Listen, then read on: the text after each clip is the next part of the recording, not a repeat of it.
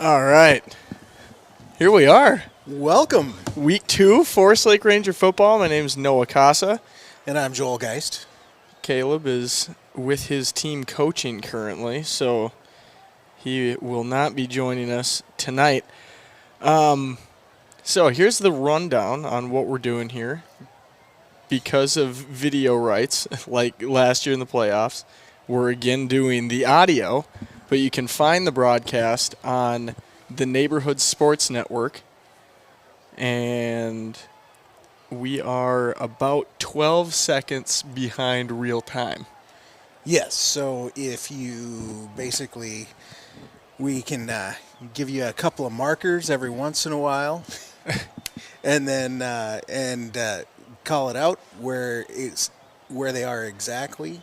Then you can time it and basically go about 12 seconds behind so you're not watching and then getting the reactions late. Yeah, so I would say right about the kickoff, if you are currently watching the actual live stream, just hit that pause button, wait for about a 12 count, and then hit play, and you should be right on par with our announcements here as we get ready to get started and get kicked off here against Eastridge.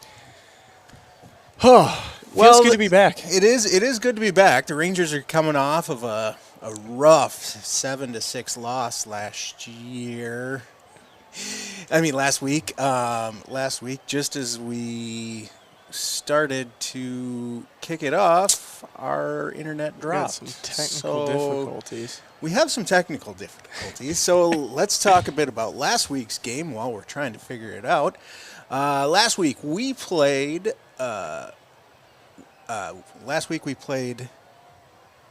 Prior Lake. Yeah. Prior Lake. And very good squad. Very good squad. A lot of D1 recruits on that team.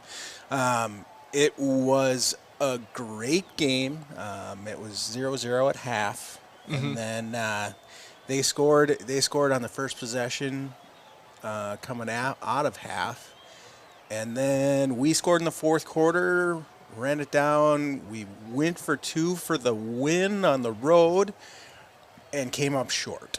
I like the gutsy call, but at the same time, I mean, if we have a good kicker, then all right. Looks like we are back. Okay, we're back and ready for action here. We missed the kickoff and we missed the first play. It looked like that was technical difficulty on their part. Our website was not buffering at all. So here we go. 2nd and 8 for the Rangers.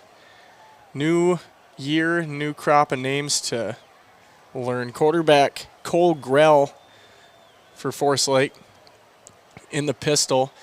He's going to take that, throw it over the middle, caught across the middle, and I believe is that a returning? It's Ethan Lashansky, Jr. I believe it was 18, correct? Yeah, 18. That'll move the chains for the Rangers. That'll move the chains.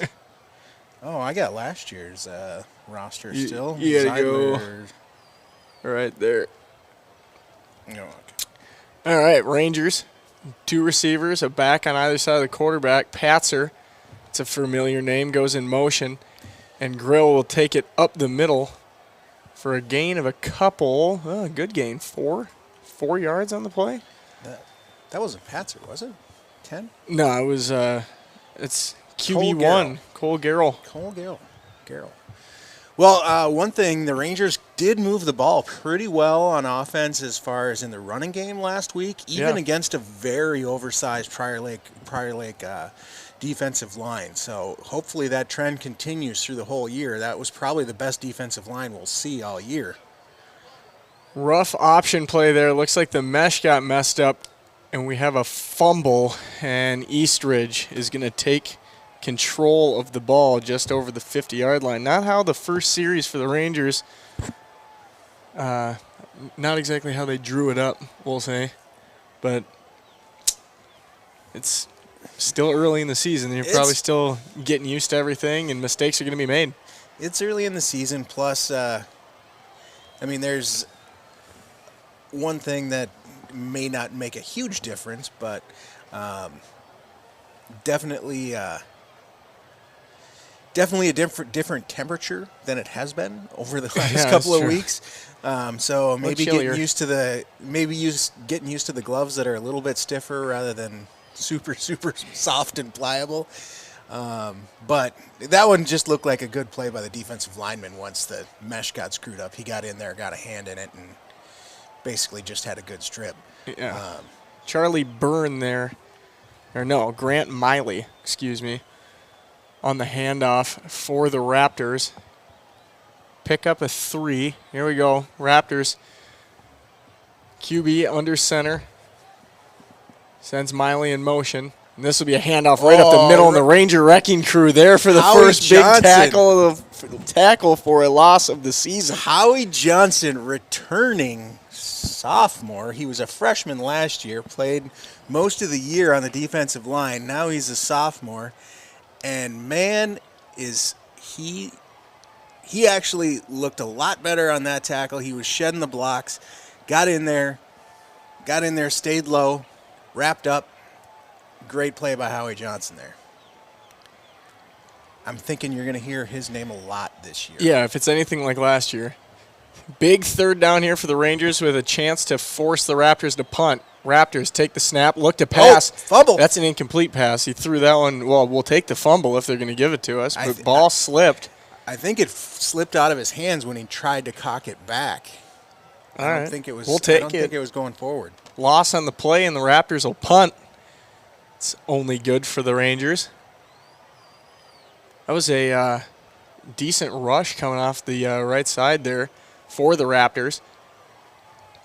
A little confusion on the punt. It looks like they need one more. One more. Yeah, those first couple of games when you're getting the special teams, not everybody's used to running in, subbing out. All right. So the Raptors awaiting the punt. Rangers awaiting the punt. Ooh, good rush. Nearly blocked by the Almost Rangers. Let's go. No, let it go over his head. And angle out of bounds at about the 25-yard line. And that's where the Rangers will set up shop for this next drive. What you were saying with the cold, I bet you that one was a direct turn. That was the cause of that ball slipping out. With Right. those balls, the way that they're treated and the wax and everything, when it's cooler and not you're used to a warm summer, that leather's a lot more tacky. I mean, basically we're 20 degrees cooler than anything they've practiced in or played in the last 2 weeks. There we go. Rangers with the ball. Handoff Patzer up the middle, and he's going to fall forward like he always does. That's a gain of 4 on the play for the Rangers. And I'm hoping that we see some of those big stack sets that we saw last week. We had Rendell come in a couple of times, stack it hard on the right. Rendell had was it a catch last week, or Yeah. was it a handoff? I believe He had the ball at some point, and I'd like to see that again. Patzer again, outside run, cuts it back. Another good gain, still fighting, and he's going to fight for it for a first down, Rangers. That'll move the chains. That'll move the chains. It's so weird not having, like, we have to create our own energy almost, because Right. when you have the atmosphere of the stadium, Right. it's a lot easier. Currently, we are in the Forest Lake Ranger bunker, broadcasting from an unknown secret location, watching the game on the TV because we are in hiding. We did not have the rights to go to the stadium as far as Eastridge was concerned. We were banished. So we're making the best with what we got here. Ooh, good thing Quick you caught swing that. pass. That would have been a backwards pass. Up the sideline, then Sam Cordy with the huge play to even make it a game last week with the 88-yard Yeah, that was handoff. That was an end around last week that basically just got us close, and that was one of the reasons why I was like, you know what, we've had a few solid runs up the middle, but once they would stack that defensive line on the goal line, the 2 goal line shots that we had, I mean, they were putting Pitch out to Cordy, dropped, is able to gain possession. He's going to take a loss of 1 on the play. We were running the ball really well, and then last week when we got into the red zone, they just stacked 2 more defensive linemen, and those guys were big. Yeah. I mean, it was rough sledding, and we weren't like I don't think they were used to that package, so they had a little bit more confidence that they could consistently get 3 yards, but Prior Lake's not Prior Lake, but Prior Lake. Pass out to Patzer, caught, gain of a couple, but that's still going to bring up a 3rd and long, I believe. This has been the kind of the Achilles heel last week too. We had a couple of good plays, and then we just have 2 real. Yeah, it'll be 3rd and 10 for the Rangers. Yeah, we have a couple of clunkers in there. We need to get rid of those clunkers in the middle, and they could really do something. A speed bump, if you will. Yeah. Slow us down a little bit, kill that momentum. Got a little hitch in the giddy up every once in a while.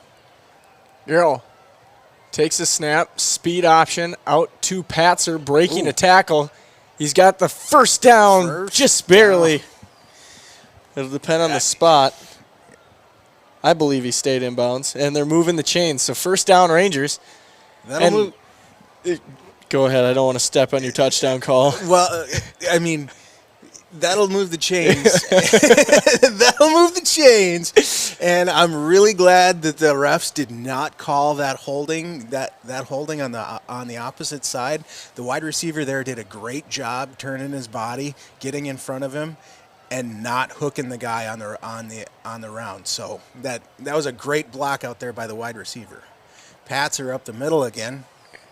That dude refuses to go down. The legs never stop, and he almost always falls forward for at least a gain of 1, 2. Yeah. There's not many times he gets caught in the backfield or driven back for a loss, which is great to see. Last year that was his big trait. However, last year he did have a couple of fumbles. It's something that hopefully as we're going forward here this year, he can definitely work on that a bit. Pitch out to Cordy, trying to get the edge. Drug down Almost from a behind. horse collar. It'll be a gain of a couple again, and we'll have a 3rd and medium. And he barely got back to the line. That's going to be 3rd and long. 3rd and long. We're at 3rd and 8. See what B-Scout decides to draw up here. Speaking of B-Scout. Yeah. Well, we'll let this play happen, and then I have a little fun announcement for the broadcast. They need to do a crosser right here. Rangers 3rd and 8. Handoff. Patzer going outside, breaking tackles again, running over a man. But it's not going to get first down yardage. Do you go for it or punt here? Well, this was always the question last year. If you punt and you get a touchback, you're only gaining 20 yards. 20 yards on the play. Me personally, I don't mind a jump ball, a deeper jump ball. If they intercept it, it's as good as a punt. You just got to hope the players that you're playing against aren't smart enough to just bat it down. Right. Cole taking the deep shot, nobody there, completely overthrown, and that'll be a turnover on downs for the Rangers. He was facing heavy pressure. Heavy pressure. I'll give him that. He did overthrow a couple of wide open chances last week, but it was under heavy duress. He did not have time to throw the ball last week. He did not have any time to throw the ball. So, we got the Rangers trenches have to dig in a little bit more, and they're great at run blocking. Yeah, run just blocking. Need to work on that pass technique. Run blocking, we're solid. Mitch Long was the intended receiver on that last play, but here we go. Raptors 1st and 10 from the 45. They're going to look to pass, dropping all day to throw, and he throws caught down about the 35, and he'll run to the 28, I want to say. He had all day to throw that one, and he put so much air. That ball hung in the air for so long. DeMonto was on the other end, and he ended up coming to make the tackle. He was on the other side and came over. He had all day to get there. Raptors now break huddle at the 30. And DeMonto is somebody else that I'm looking to have a huge year. Oh, yeah. He's been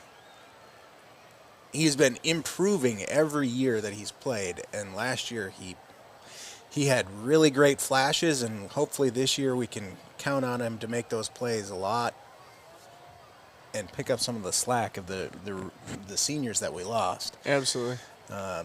This defense has lost quite a few great players from last year. But we got Howie Johnson returning. He's only a sophomore this year. He was a freshman last year. So we do still have a good solid core. Mark Rendell, Rendell's in one of the mainstays on this defense. Yeah. If you are just joining, because I'm seeing the number on the live stream kind of climb up here, we're about 12 seconds behind the Max Preps broadcast. If you want to pull up the video there, mute it, and listen to your home announcers here. Just pause that baby for about 12 seconds, and you'll be right on par with us here as the Raptors are facing another third down. This one a lot more manageable for them. 3rd and about 2 after 2 run plays, and the Raptors will burn a timeout here, first of the half. Now, real quick, I'll jump in here and say, well, a treat for halftime. I don't know if anybody has seen the posts, but our other booth mate here that's not here tonight, Caleb Casa, has been working hard at the Ranger Football Podcast.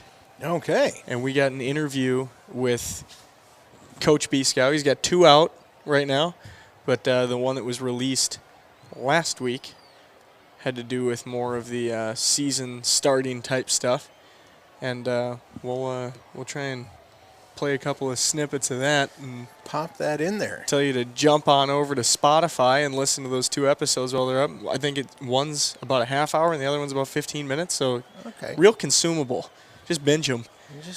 Lakes Area TV podcasts. Pop it in on your drive to work. Yeah. Or on the drive home from the game if you're listening to us in the stands, which I doubt is happening. But here we go. Raptors. Right up the middle. Gonna convert by a couple of yards there. That'll give them a first down, and into the red zone the Raptors go for the first time tonight. All right. Big stop here.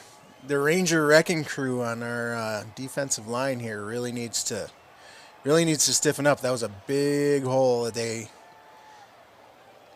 got. I think their guard got up into the second level and kind of blocked a couple of the backers out, which was the biggest problem on that last play. Raptors take the snap, play action pass. QB1 looking end zone, now has to avoid pressure, throws downfield. And judging by the sideline of the Rangers, that is a incomplete pass. What happened? I think he threw it away. This is a little challenging to find out what actually happened. Yeah, I wish there was just like a universal wide cam of the entire field that we could just watch.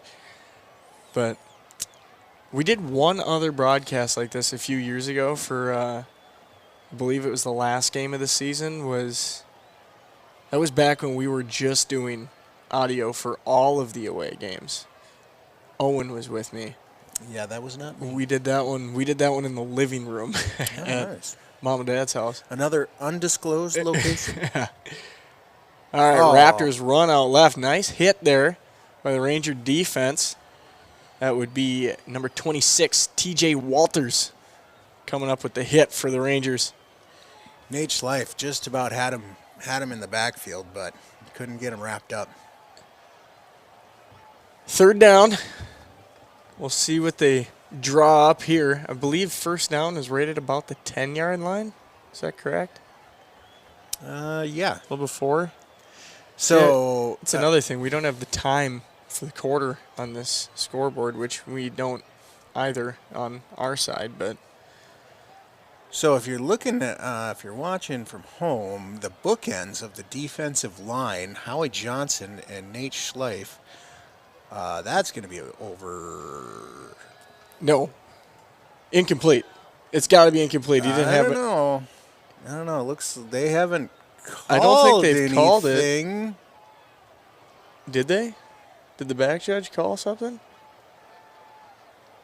Looks like they did. I thought he lost possession there going to the ground. I thought the Rangers may have ripped it out, but looks like that's going to be a touchdown for the Raptors. Be a touchdown. I didn't see any of the refs give a Yeah, signal. there wasn't really a signal. They just started moving the ball.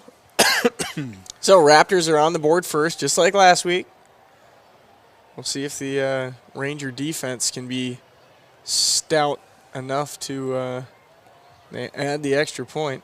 Stout enough to keep that score to just 7 points like they did last week. And hopefully, if we're in the same position as last week, we kick the field goal this time and tie the game. Or we just make the 2-point conversion. Or we make the 2-point conversion. Yeah, I think I agreed with Biscow's call there last week. I like the aggressiveness, especially that late in the fourth. You got momentum. Just try and do it. The only question that I have was, I think, based on how we were playing and the strengths of the team last week, I would have tried more for a run than a rollout pass. However, we had gotten stuffed at the goal line twice. Yeah. So I'm glad I wasn't in the position to have to make that call. Yeah, I mean, the thing was it just wasn't a good snap. It wasn't a good snap. It wasn't a clean take of the snap. I can't exactly remember. The camera wasn't close enough to see if it was a bad snap or if it was just mishandled. But it took a couple of extra seconds, and that's what got that end in there to get the pressure on him, and the backing up to do the reverse rollout. Camera panning all the way to the track side of it. I don't think they're... But just the rollout that was designed there, it had to be right on time.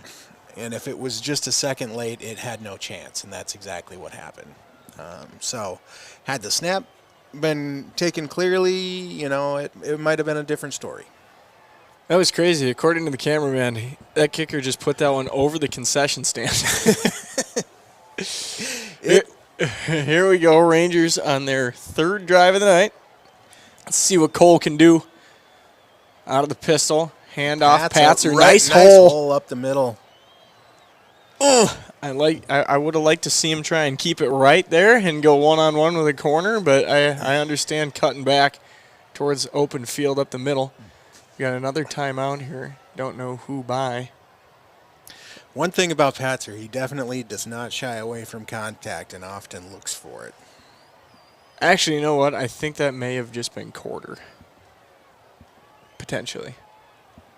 There, because I saw the Rangers running, looking like they were flipping sides there. This is going to be real tough come the end of the game if it is a close one. Right. Rangers hustling the line. We don't know how much time they have. Right. We're guessing at best, folks.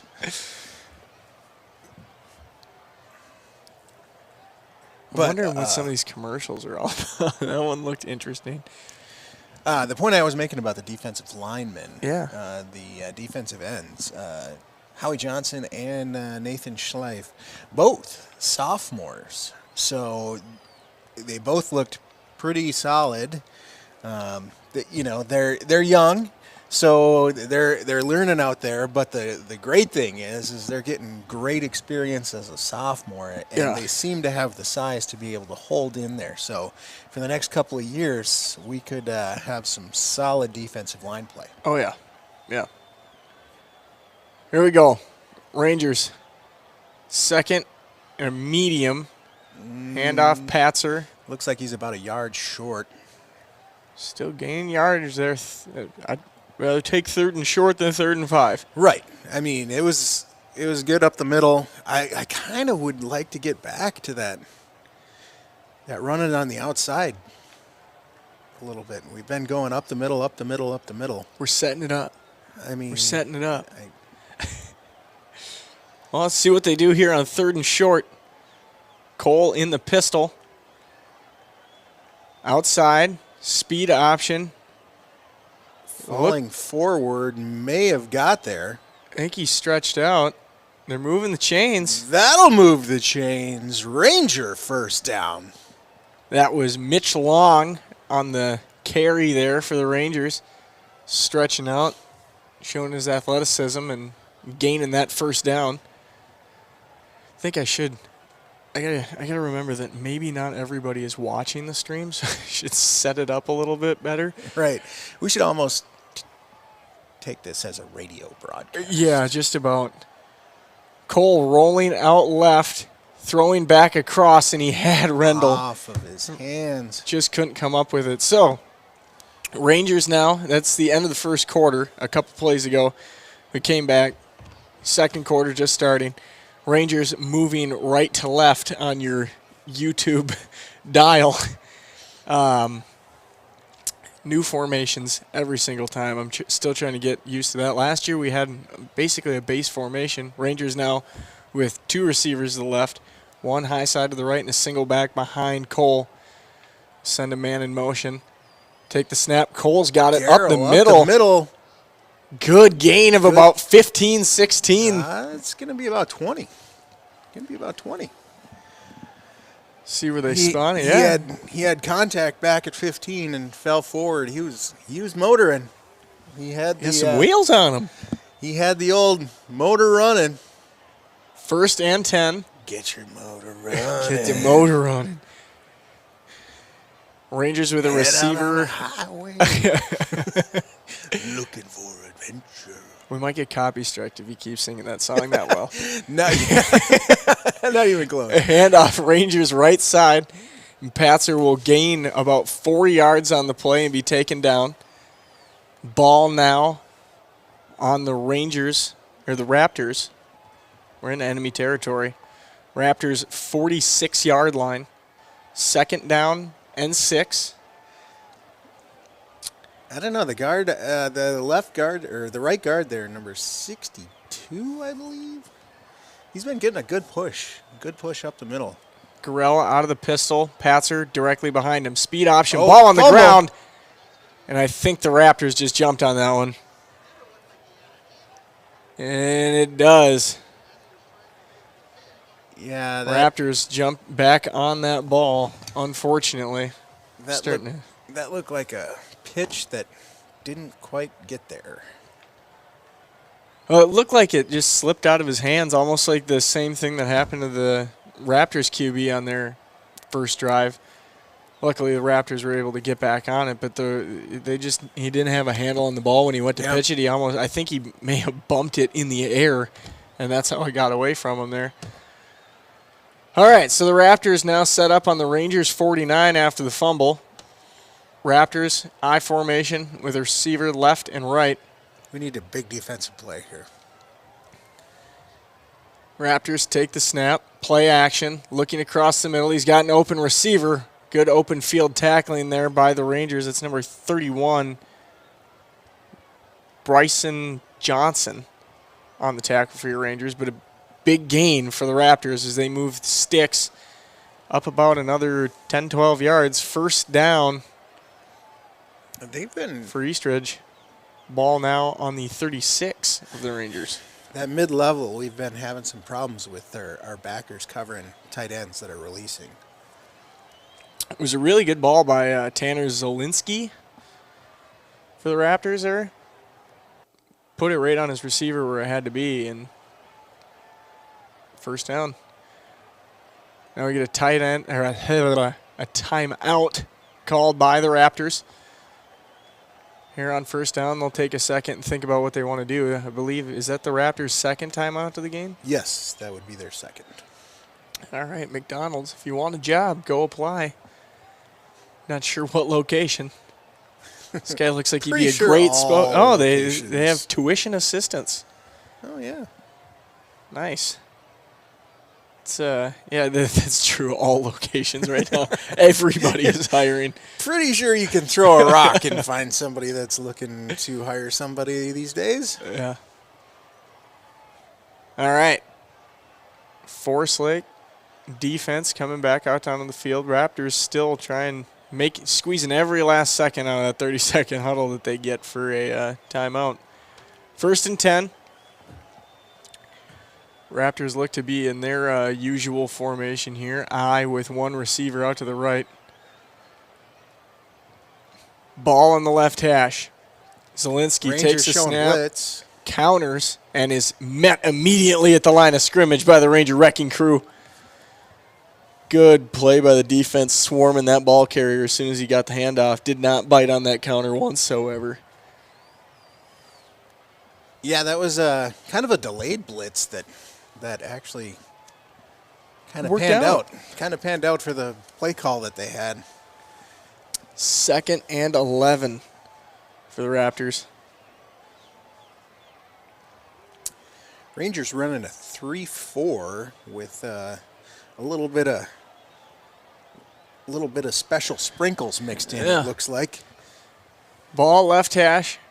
Raptors, I formation, 3 receivers, 2 to the right side. Roll Zelensky's rolling to the right, throws. He's got an open receiver.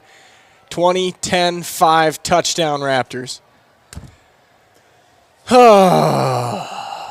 Yeah, the mid-level and flat, that 10 yards off the line of scrimmage, they're just having a really rough time keeping hats on. Hats on heads there. The thing was he was covered. He was covered fine when Zelensky released, or what is it? Zelensky. Yep. When he released, but then he dropped the coverage to rush the quarterback, and that might not have been the best option. Kick is up and good. Okay, we have 8:02 to play in the second. There we go. A little time update for you. 14-0 Eastridge. Star Tribune prep. Hey, the high school sports days. We'll give them a little plug. All of our stats and rosters and everything are off of Forest Lake Football or MN Football Hub. That's right. Brought to you by the Star Tribune. If we get your son or your son's name or stats wrong, it is. It's their fault, not ours. It's not our fault. It's not my fault. Let's see. Do we got any stats to start out with here?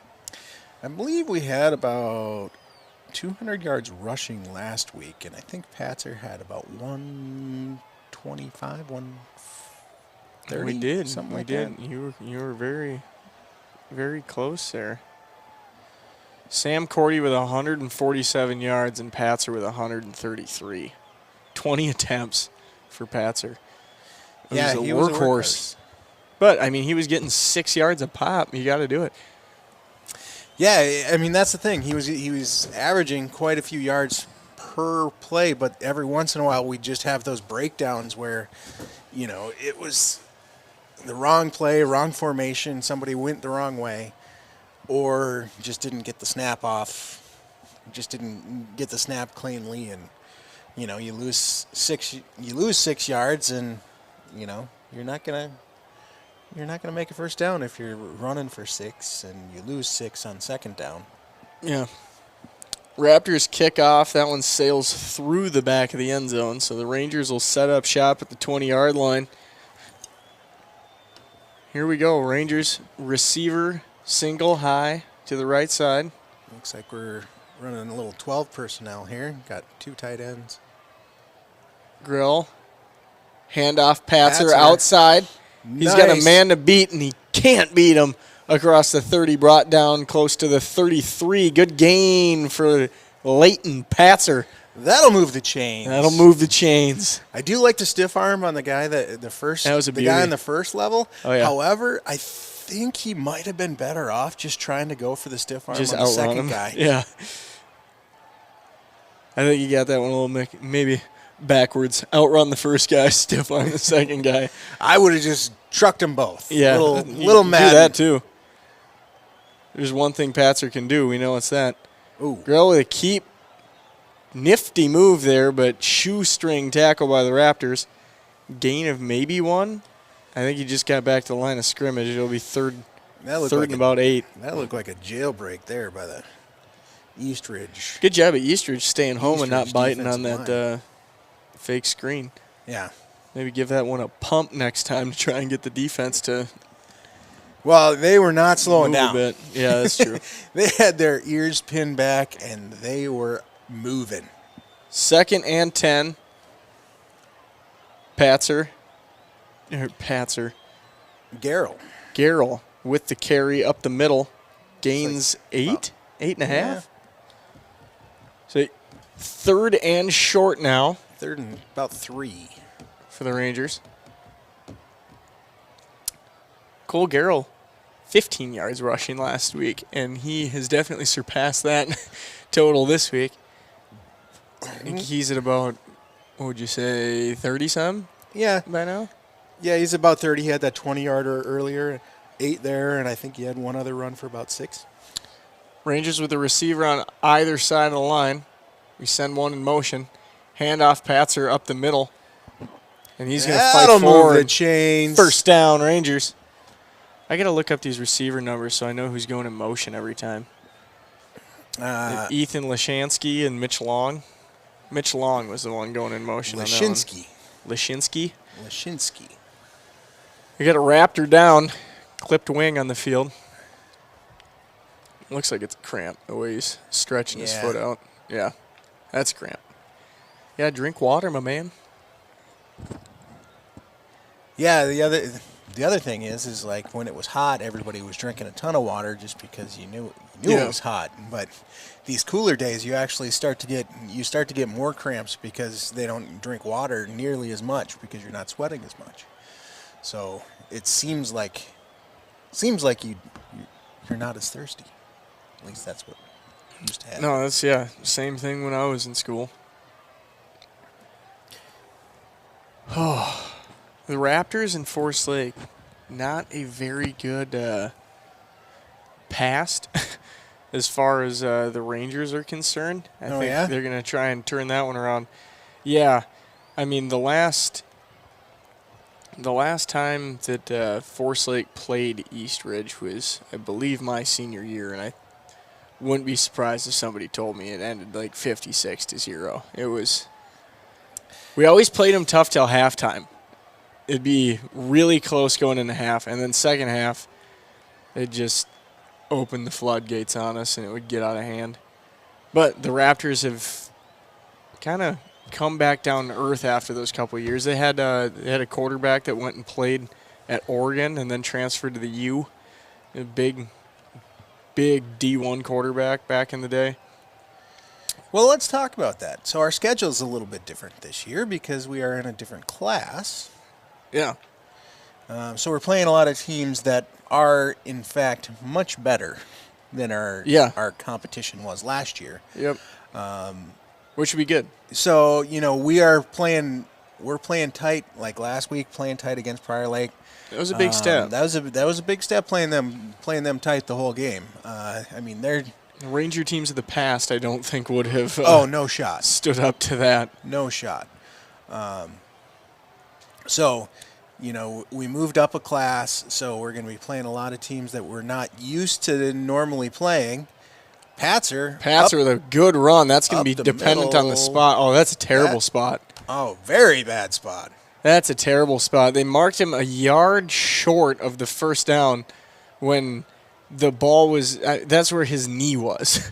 Yeah, his knee hit there, but. All right, well, here we go. 3rd and 1.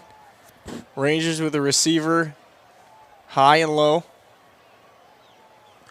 I believe Mitch Long will go in motion here in a second. Extra blocker in. No. Lashinsky. And a handoff to the up-back. To the up-back. H-back. Caden Bashansky.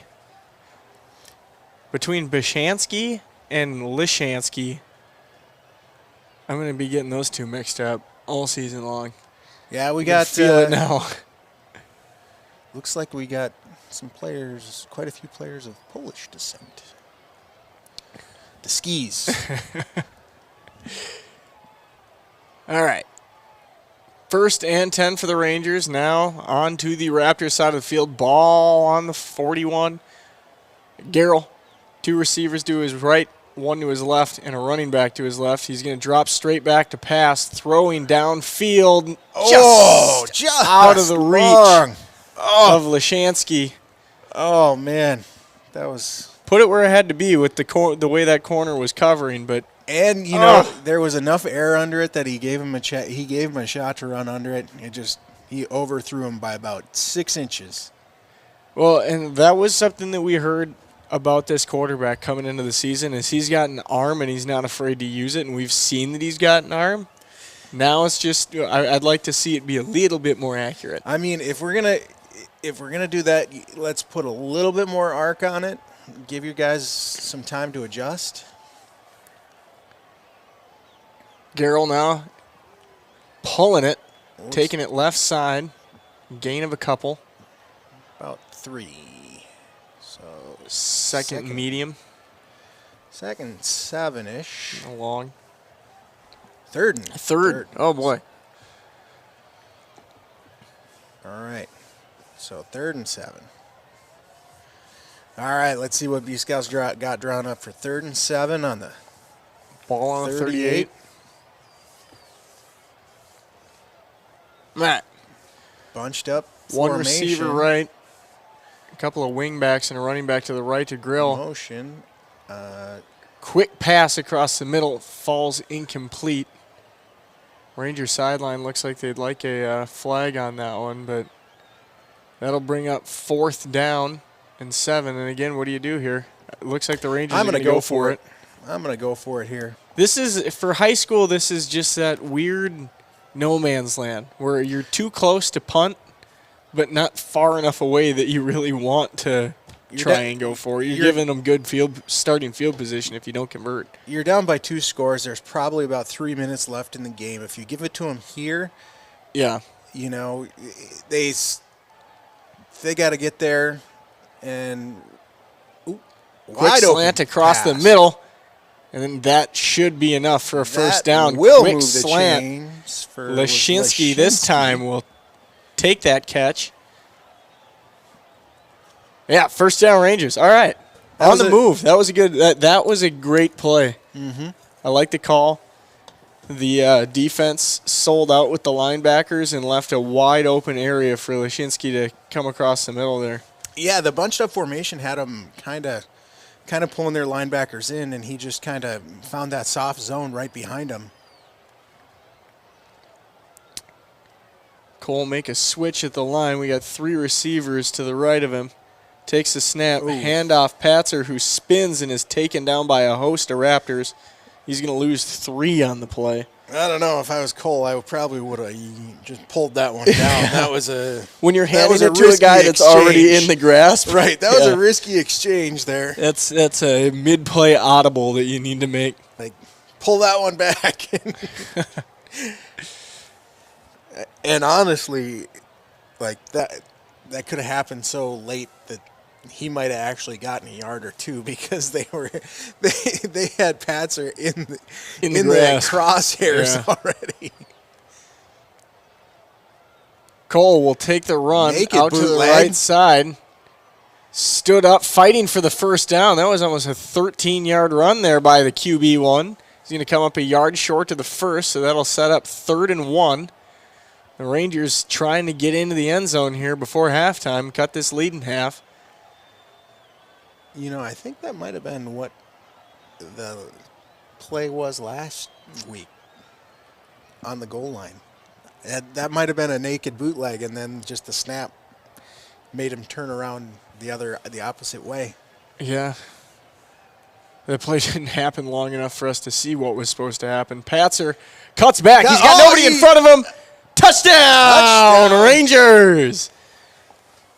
On the board, Leighton Patzer with about a, 15-yard touchdown run? Yeah, 15-yard touchdown run. And the really nice thing about that run, Patzer had the ball in the right side, in the sideline side of his hand, and he got enough separation just from his upper body strength that he basically just kind of stiff-armed, kept the guy at bay, got past him, and then used his guy downfield as a little shield block to shed that guy. There was when he got through the line of scrimmage, the only man there to tackle him was his own teammate. That's true. I was speaking when he was breaking through. Gotcha. Yeah. No, he came into that second level and had a little, hey, how you doing? Right. I think it was Lashinsky. Not sure. One of the wide receivers was standing where the middle linebacker should have been, and he kind of turned around, saw him, and let him keep running. Hey, how about you tell me if anybody's behind you? Yeah. You're good. You Okay. got nobody in tow. All right, so the Rangers missed the extra point. Unfortunate. So that lead will stay to 8 points, which I don't like having to go for 8 later in the game here. Go for 2 to make it 8. But What are you talking about? We're going to come out and sling it. well, yeah, I mean the 8 points later in the game aren't going to matter. We're getting our Second offensive half, legs it'll under be us. 28-14 end score. I mean, we know that that's coming. I'm not even worried about the 2 point we gotta get. We're gonna flush it. We gotta get a little bit of the last year's energy comebacks. Yeah. Coming in. Well, you know, last week, yeah, it looked hopeless until a minute 30. Right. I mean, I'll say it again. This Ranger team is one of the most exciting to watch. Yeah. Last year's team was unbelievable. So we need to get some of those. Like, oh, okay, we kind of stumbled a little bit in the first half, and then we come out just clicking. Yeah. No, that was always the. I remember the STMA game about 3 years ago. I want to say 3 years ago. Drove to St. Michael Albertville. Yeah. And by the end of probably the middle of the second quarter, Dustin and I kicked our feet up and we're joking around about how we were going to have to kill another hour and a half of time because the score was like 31-0. Good pass rush. Deep Looks like pass. Howie Johnson was in. Huge hit. Great catch by the Raptors. Flag on the play. I don't quite know what the flag would be for. It's in the... That looked like it came late. Maybe it was offensive pass interference for a push-off, but I can't imagine the hit's got anything to do with it. Unmute it for a second and figure out exactly what the call is. Personal foul. That's crap. 15 yards tacked on. I think it might have been helmet to helmet, possibly. Nah, he drove him right into the side. The only thing I think they could get him for would be hitting like a defenseless receiver. But that's... So that takes it all the way down. I don't know. Huge play for the Raptors. They just flipped the field from the 20 to the, 36 of the Rangers in one play. I think we're short on time, though. Yeah. I think it's probably under a minute. However, it would be good. And looks like B-Scout is not happy with that penalty call. He's giving him the business. Giving him the business, as they say.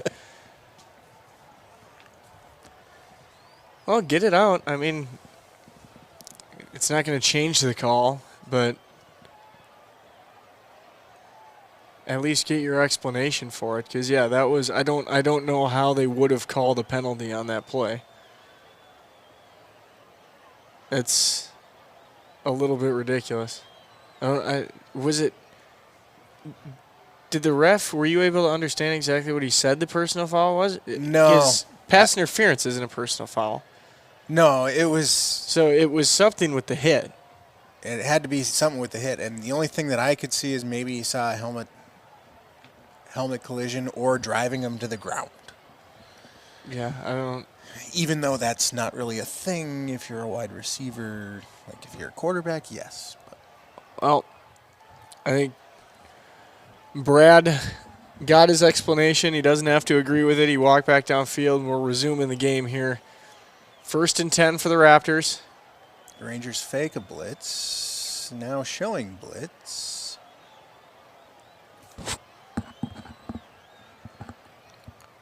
Raptors taking all day. Dropping back. Who's blitzing? Middle linebacker blitz, and that ball Across looked the like it middle. was tipped, but still complete. That's number 2 again for the Raptors. Deontay Flamino? I would really 2 like big this catches camera tonight. guy to be so bad that he could just clip the scoreboard for just a second here so I could see how much time we have left. Ball on the 15. They try and run it up the middle. Ranger Wrecking Crew not having any of that. Tackled shortly after the handoff. Looks like Rendell was in on the play. When is he not? When is he not? Guy's all over the field. So that'll bring up 2nd down. And, I mean, it's odd because I feel like if we were down there on time, the Raptors would be playing with a little bit more hurry up here. They seem to be taking their sweet time, but they come out in a full spread formation there. 3 receivers to the left, 2 to the right. Quarterback in the shotgun. Snap taken, quick pass underneath at about the 10. That's Flamino. That's in again. bounds. He did not get out of bounds. The clock will be running. I believe they have 1 timeout left. And I don't know believe who they used it. Somebody just took it. Probably the Raptors. I gotta believe it. I was- gotta believe it's got to be the Raptors. I don't think the Rangers are trying to stop the clock when the Raptors No. are sitting at the 10-yard line going in before half. So that should be their final timeout. And it would be nice to see that scoreboard. Just a quick NFL note. Yeah, what do we got? I forgot. Kickoff Detroit tonight. kicks off an early lead, 7-0, end of first quarter against the Chiefs. Detroit up on the Chiefs. Wow. I heard an interesting fact. Did you know? I mean, he's got to go through 2 of the toughest teams in the NFL to play. But if Kirk Cousins and the Vikings were to beat the Kansas City Chiefs Yeah. and the Bengals this year, Kirk will be like one of 3 quarterbacks in NFL history to Beat every team. beat all 32 teams in the NFL. And then I believe if Aaron Rodgers loses, I forgot exactly what teams, but Aaron Rodgers has the chance to be to be the first quarterback to lose to all 32 teams in the NFL. I don't know. I think there's got to be a Detroit quarterback in the running for that. Did not they're gonna get call in. him at the 1. Did not get in. He Sorry. hit the pylon with the ball. I can't I believe think they he didn't stepped call out. that. But I think he stepped out before he hit. So he hit the ball. or knee was He down. hit the pylon before he stepped out. I mean, he stepped out before he hit the pylon. So here we go. Ranger defense trying to put together a goal line stand. Up the middle, and that's going to be a touchdown. Well, Oh, okay. So Rangers will most likely, depending on what happens in the last part of the half here. Here we go. 10 seconds left in the half. Okay. So the Rangers will go into halftime down 2 scores, and the Raptors will get the ball back after halftime. yes. We are going to need some defensive We need a big stops. defensive stand here. Actually, you know what we really need? Kick is good, We 21-6. really need one of those over the middle passes that seem to be open. We need a linebacker to shift in, like say Mr. Rendell, and take that to the heezy. Do you imagine Rendell in a foot race with a couple of safeties Yeah. trying to get to the end zone on like a 60-yard pass play? That'd be unbelievable. Well, I mean, the thing is with Rendell, if he makes it and turns it, he's only got linemen to outrun. Very true. Very true. Well, we'll see. I mean, this kicker has been putting it in the back of the end zone all night, so. No, I'm talking about on the interception when we come back. Oh, yeah. No, I knew you were talking about that. I was Okay. about to say, we'll see what we can do on the kickoff here, but then I realized this kicker's been. I mean, he Putting it kicked on it the into back the of the end next zone. state before. Yeah, I mean, I think they're still the camera trying didn't to even find the that camera ball. didn't even Yeah. cover how far he kicked that first one. The ball is on its way to Minneapolis right now. You know what? If there's one stadium in the state that I would believe a ball could go that far, it would be the Raptors Stadium. As this one sails through the back of the end zone. The way that this stadium is built is down In a between bowl. two hills. Yeah. So it's a big, almost like a taco shell. Right. And the wind rips down that like a wind tunnel. And Grant Rears was a kicker for East Ridge when I was playing, and he went and played for the Gophers for a few years. That dude, one, he was a great kicker. He was a D1 kicker. But when he was doing warm-ups, kicking with the wind, it was a sight to behold on how far he could get that ball to fly through the air. Are they going to air this one out? I mean, 10 seconds left? Why wouldn't you? You almost have to. Yeah, I just mean, give- especially if you got a guy that can chuck it. Or you got corners that want to man up on the outside? Do it. A little flickaroo. What? They went with the. They went with. I We have got a like. flag on the play. Sorry, there was a little bit of a. So we tried to run that one when I was playing. That was the old hook and ladder, I Yeah. believe. Two crossing patterns. Throw it to the one slant, and the one slant pitches to the other one. However, I think the receivers may have been stacked up wrong, and I think that flag might be there for an illegal forward pass.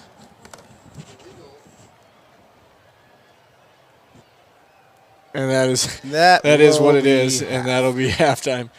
I mean, you gotta. I mean, try something. If you're not gonna just chuck it deep, get creative with it. I like it. Let's just make sure the receivers are on the right levels next time.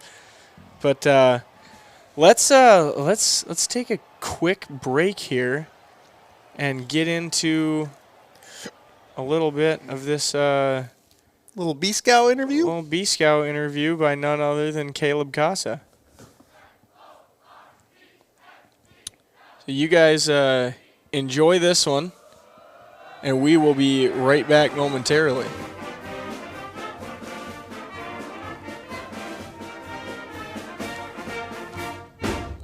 So the start of the season, I know last year it went good. How are you planning, or do you have the same plan going into the first game as you did last year? Or what's the plan here? Yeah, no, I think the plan is always just to be ourselves and, go after and attack each game and attack each opponent the way that we best know how. And we've worked on this whole summer long about being who we are and going to go out and play, obviously, a really good football team right away, a really good historical program, and excited to start the season hopefully the way we did last year with some energy and some juice and get the crowd going a little bit. And we've had so much support throughout this whole offseason that's been really, really good. And the guys are ready to go, and we're excited to go take the stage.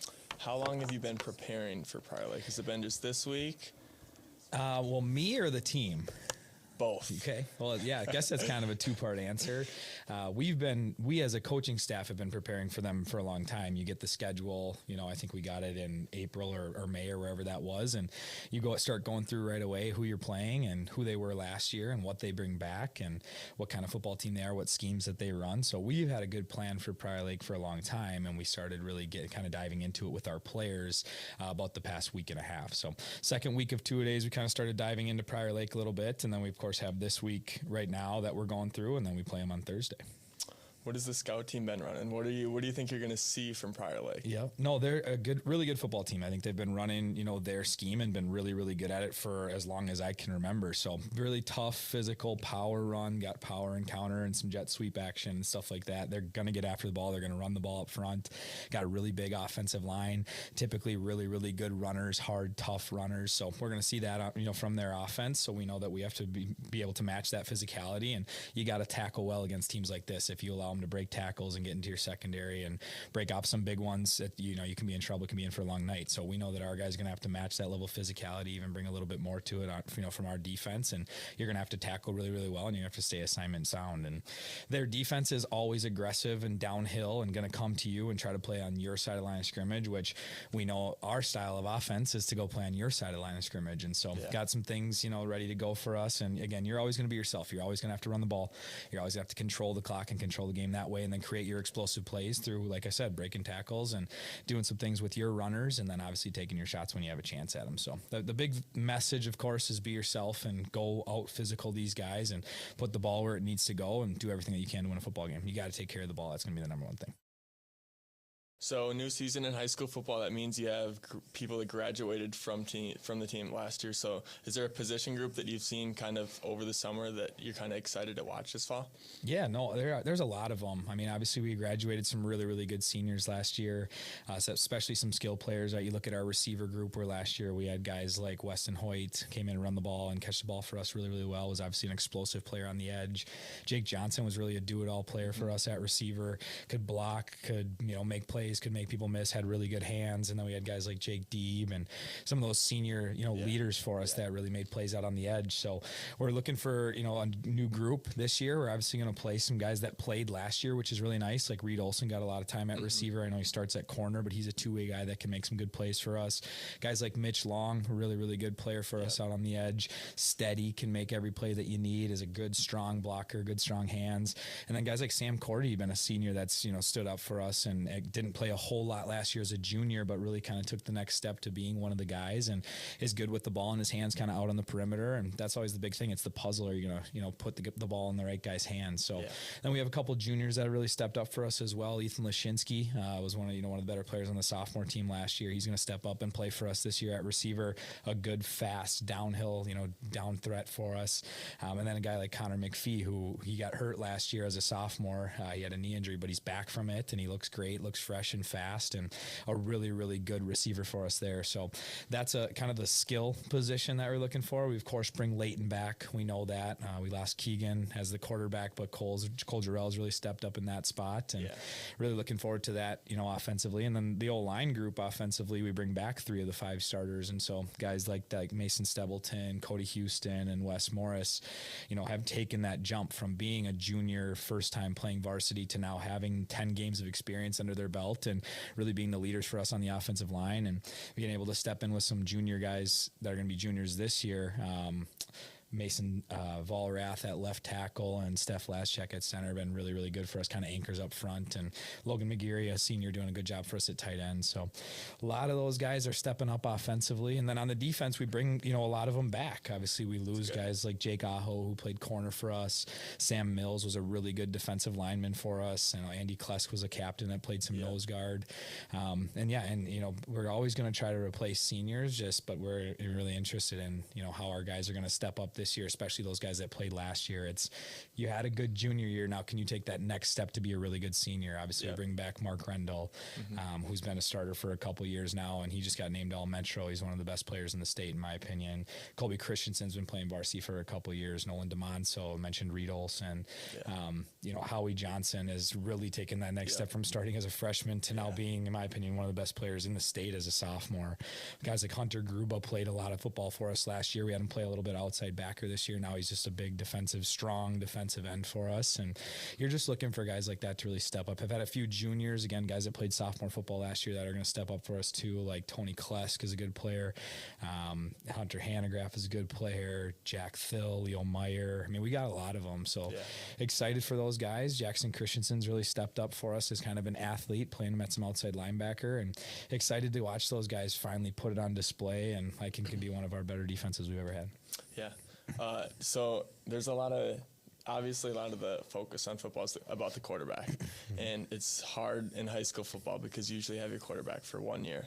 But Cole has been here for 2, right? Last year, there was some parameters, like I don't think he could play varsity, but he was playing JV. Yep. So he's built chemistry with some of his receivers over last year. Even though it wasn't underneath the lights, they were still getting chemistry. Are you seeing kind of that happen this summer and going into the fall? Yeah, a lot. And I really do think it's been one of the best things for Cole that he was able to come here and, like you said, build some rapport with his teammates and show him how hard he works. He's a tireless worker. He's a guy that loves football and is going to watch all the film in the world and have all the plays studied up, and he can make every throw, and he's a tough kid and can run the ball really well too. So he got to come in last year, and knowing you couldn't play varsity, he got to just run the scout team for us, which was tremendous. Got to do a really good job for us running the scout team, and then got to play every JV game and get all of his snaps there. So where he really kind of took off, in my opinion, was in the off season, where he was in the weight room like crazy. Kind of made his body even bigger and faster and stronger, and then his teammates all saw how tireless he was working with them, and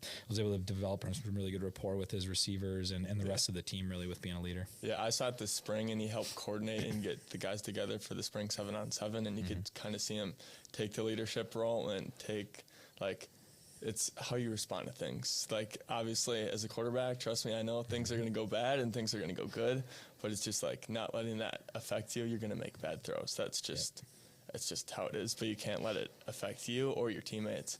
And I think I saw big strides just in the spring of that, and I think, obviously, he's strong mentally, because it would be hard for a lot of kids to transfer somewhere and not being told they can't play any varsity, and just be on the team and be working, like you said, on the scout team, and really like take pride in that and kind of just be okay with it.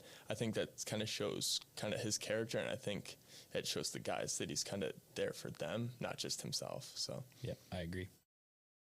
all right, so you're the offensive play caller, you're the head coach, offensive coordinator, so you are calling the plays. How do you go into the first drive of the season?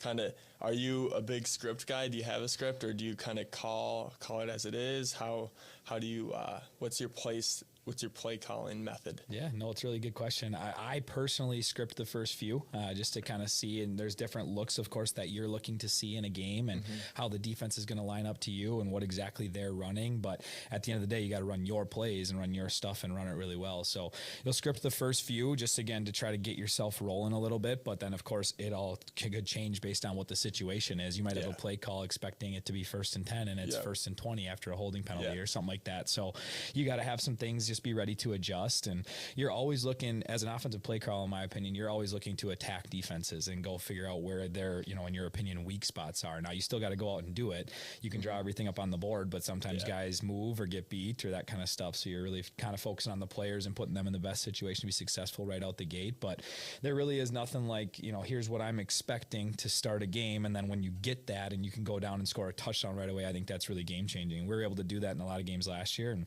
we're, of course, looking to do that on Thursday night. But if something happens and we have to adjust our script or our plan, our kids know that, and our kids have been prepared for it, and they just go out and just play football and do what they need to do. Yeah. Last year we saw a lot of motion pre-play. I'm assuming that's a part of your offense, and we expect to see that again. What is kind of your thought process? What's your philosophy on the motioning? Yep. Yeah, no, I think it's really, really important to move in motion and not just sit there and kind of play electric football where, you line up and go right at somebody. You, of course, can create a lot of mismatches. You're really looking at safety play, what the safeties are going to do. What are teams going to do to your motion? You always talk about attacking teams. Can teams, what are they going to do when you're moving guys around and messing with snap counts and stuff like that too? So that's a big, big part of our offense, is being able to motion and get numbers where we want to have numbers. And then, of course, use that motion to your advantage at times too, and be able to go the other way. So we always make sure that defenses have to defend the entire field, sideline to sideline, end zone to end zone. And that's really what we're able to do through our motion and kind of a big part of our offensive sets. I'm curious, is that something that you've seen in film of, how they're going to kind of react to your motions? Or I know that's kind of a weird part of film, because obviously you're looking at offenses that don't run the same thing. So depending on what film you have of them, you might not have or know how they're going to react to the motions. Is that more you kind of already have in your brain going into Thursday, or you're going to kind of figure out that on the fly. Yeah, no, you're exactly right. You're looking through it through film study. You know what other teams have used motion. I don't think a lot of teams motion maybe quite as much as we do. Yeah. So like you're saying, sometimes you're going to watch games and teams aren't going to motion at all. So you're not going to know what the other team does based off of those. But if you study it deep enough, you can find a little bit of what they do. And then at the end of the day, you're just watching the field, right? We're going to run a motion play, and they're either going to react to it or they're not. And you're going to call your next play kind of based off of that. So a lot of it is the feel of the first little bit, you know, through the drives and that kind of stuff, like you had mentioned. Like, what are we watching? What are we seeing? What are they doing? And then after that, just kind of rolling through it for the game. Give me some previous examples of like adjustments that you make. I think from like the viewer perspective and from the fan perspective, you kind of watch the game and kind of just look at it as is. But on the sideline, there's like a ton happening, and you're obviously trying to react to what the defense is. I know, like when I was playing, you can come out and expect something, and then the defense lines up and it's nothing like you practiced, and then you're like scrambling on the sideline trying to like prepare for it, even though you spent the whole week preparing for what you thought. Yep. They obviously did the same thing, so they're preparing for you at the same time. So it's kind of like a chess match, and they're adjusting to you as well. So how do you balance like adjusting yourself, but not, because you still have to keep in mind that they're going to adjust. Yeah. So has there been a case where that's happened to you in the past, and how do you kind of like handle that? Yeah, I guess. I think it happens every game, which is, you know, a good thing. I think like you mentioned, you got to lean back on who you're going to be and what your rules are. I think every offense has rules that they have to follow. And if you just follow those rules, it doesn't really matter what the defense is going to do. Yeah, they're going to try to scheme some stuff. That's what teams do. I think you have to be able to adjust to that on the fly and just talk to your players about it, with keeping them kind of level headed and saying, hey, if they do this, we're going to do this, right? We don't have a contract. I tell our guys all the time, we don't have a contract with the other team, right? We don't know exactly what they're going to do. They've ran a 3-4 in other games, but that doesn't mean they're going to do it on every single snap. Yeah. And so can we just identify what defenses are doing? Can we try to get after them, you know, right away, just by moving the football forward and getting off the ball? That's why we teach our linemen, we got to go forward rather than backwards, and just kind of follow our rules and get to the, you know, the spots that we need to go. And at the end of the day, just play really, really hard and try to stay on blocks as long as you can, and try to stay with your head on the right side and use the technique, you know, that you've been taught, and be able to adjust a little bit from there. But you're exactly right. It's going to happen every single game. You're going to come off even after, it might be even after a touchdown, and you might have to go and talk about, here's what they did, here's why it worked or why it didn't work, and here's what we have to adjust for and be ready for the next series. We try to do a really good job in practice, of course, like you mentioned, of showing a bunch of different looks and saying, okay, here's what you do in this play if they run this defense, and here's what they do if they run a different defense. But at the end of the day, it really doesn't matter what defense they're running. You just need to go block your assignment and run the ball as hard as you can. And a lot of times we like to say, oh, that was a great play call, or that was a great job by the coaches, when really it was just a kid made a play. And that's really where you kind of go from it. We can scheme up these X's and O's all we want, but the guys are still the ones that have to go make the plays. Yeah, for sure. All right, so you kind of highlighted the offense and the defense. Can you give us a little look into the special teams of what we will be seeing this year? Yeah, I mean, it's so important. We want to talk and preach complementary football to our players and talk about how all three phases of the game really, really matter, and making sure that everything is important to these guys is a huge part of it. So obviously special teams is just a big, big part of the game. It's a third of the game. So we know that we've had some spots in the past where we struggled a little bit. You know, Maple Grove kind of got after us a little bit last year on special teams. So that's kind of fresh in our kids' mind, and just making sure that we know every single snap what we have to do on special teams, what our scheme is, where we have to be.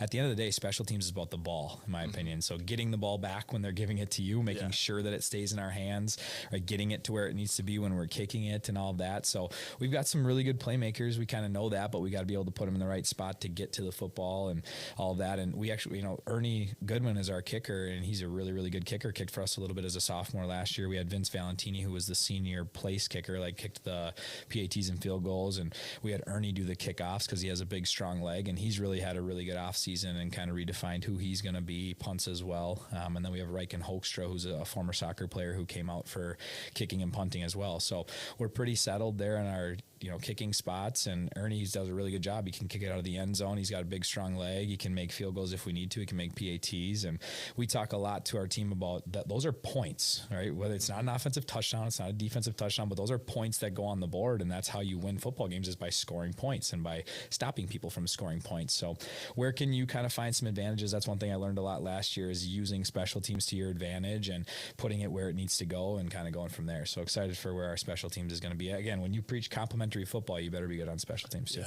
Yeah. Are you planning on a rotating door at returner, kind of just play it by ear, or do you kind of have a set returner who you know is kind of the playmaker, I guess? Yeah, no, I mean, it'll rotate a little bit. Reed Olson's probably our fastest guy, one of our better playmakers. I mentioned Ethan Lashinsky a little bit before, Sam Cordy, guys that can really do well with the ball in their hands. And at the end of the day, they can run as fast as they want to, but if we don't block for them, it won't matter. Yeah. And if they don't catch the ball, it won't matter. So we talk a lot about that, just getting the ball into our hands and letting our playmakers go. Give us a behind-the-scenes look. How much each practice do you practice your special teams? Because on Friday nights, it's not a lot. It's kind of an afterthought, but it's a big emphasis, and it's a really important part of the game. So how much do you really practice? And do you have a special teams coach that you could shout out? Yeah, so we have a special teams coordinator, Aaron Pavick. He's also our defensive line coach. Does a great job with our kids. He's a big, tall, 6'6", 260-pound man, right? So he's got that kind of that aura about him where when he talks, people listen, and he does a really good job of making sure that it's important. We have a kickers coach too, Justin Wolf, who is strictly with our kickers and punters, teaching them the technique of how to kick the ball and all that stuff too. So it's nice to have a couple guys that are truly dedicated to special teams. And we spend a good amount of time at practice. We have 3 periods during our practice, along with all of our pre-practice time. So right before practice even starts, we have our kickers, our snappers, our holders, our returners. They're all out there getting their work in for about 10 to 15 minutes before practice. And then during practice, we hold 3 specific periods for special teams. So it's kind of a rotating door, right? You're working on PATs, you're working on field goals, you're working on blocking PATs and field goals. You're working on kickoff, you're working on kickoff return, you're working on punt block, you're working on punts, all that good stuff too. So we rotate it throughout the week, but we have 3, really nice periods. And again, that's not just a time to sit around. That's a time for us to really truly get after it. Yeah.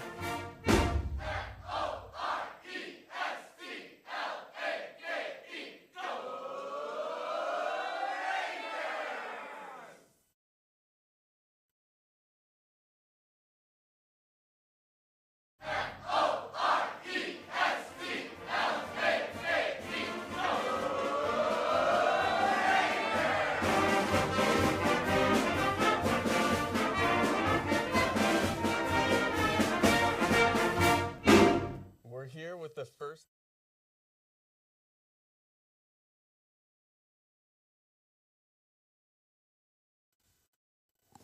Alrighty, we're back. Good interview there.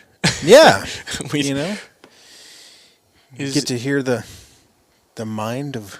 Yeah, I like being B. able to Scott. hear exactly kind of the coach's thoughts leading into the week. Obviously, that was last week's game that the podcast was meant for, but But if you could like and subscribe. that was- Where can you find that, Noah?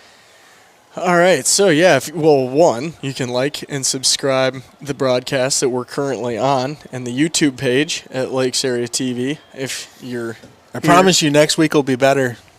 next week will be better because we'll be at home and it'll be an actual game stream that we have the rights to. Right. It's so odd that we've gone. I don't know. For me, I mean, this is your second full year. But I mean, the first year you did it, you had like what, 6 of the 8? I think it was me and Dustin for the first 2. Yeah. Dustin and I. I came in. I think it was the second game of the season, second or third. Yeah. So almost 3 years for you, but I've been doing it since I graduated. So almost. Yeah, boy, foresight math. 20. Been doing it since 2018. 2018. The 6 years. 2017 season. 2017-2018 season. So 6 years. 6 years, and we've never had a problem showing up to an away team to do any sort of broadcast. And the last 2 have said, nope. Well, I mean, part of that is also bigger schools, bigger competition. They There's think that. that they're trying to monetize something a little bit more, maybe. Possibly. I've said it a few years now. STMA, when we went to their state, they're a bigger school and a bigger football powerhouse. They had their own separate booth Yeah. for us to do the broadcast in. Right. That was completely separate than everybody else. It was awesome. To me, other than our booth, I think that's the best booth that I've been in since starting. Yeah, last year we didn't have the greatest of luck on booths No. for away. I did enjoy the Hopkins game up top on the roof. I enjoyed the Hopkins game because it was a fun game to watch, and being up on the roof for the away broadcast is nice for the camera, like Anoka. Right, But the Anoka game. later in the year, the top of the booth gets a little bit chilly. Yeah, and luckily it wasn't raining because that would have really sucked. But Yeah.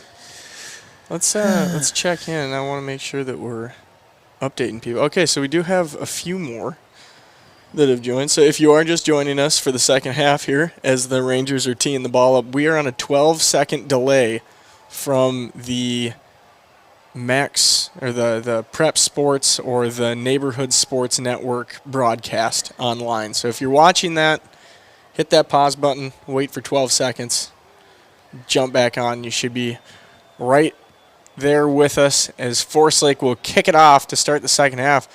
Squib kick down not to handled, 15. and The Rangers converge nicely at about the 20. Take them down there. So Raptors will start at the 20. Joel, what would you say the keys to the second half are here? Well, I mean, it's going to have to be the flats passes. We're going to have to definitely. Any of the passes. Well, at this no, point. I mean specifically, Yeah. our linebackers are crashing hard, and they're leaving a zone open. So, I mean, if I was B-Scout, I think I'd have to drop Rendell back in coverage rather than crash him so much.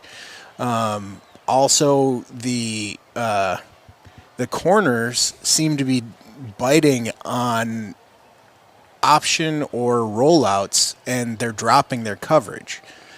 There we go. Stretch play to the left side for the Raptors. Raptors now are the ones moving And right to left. that guy looked like a freaking locomotive.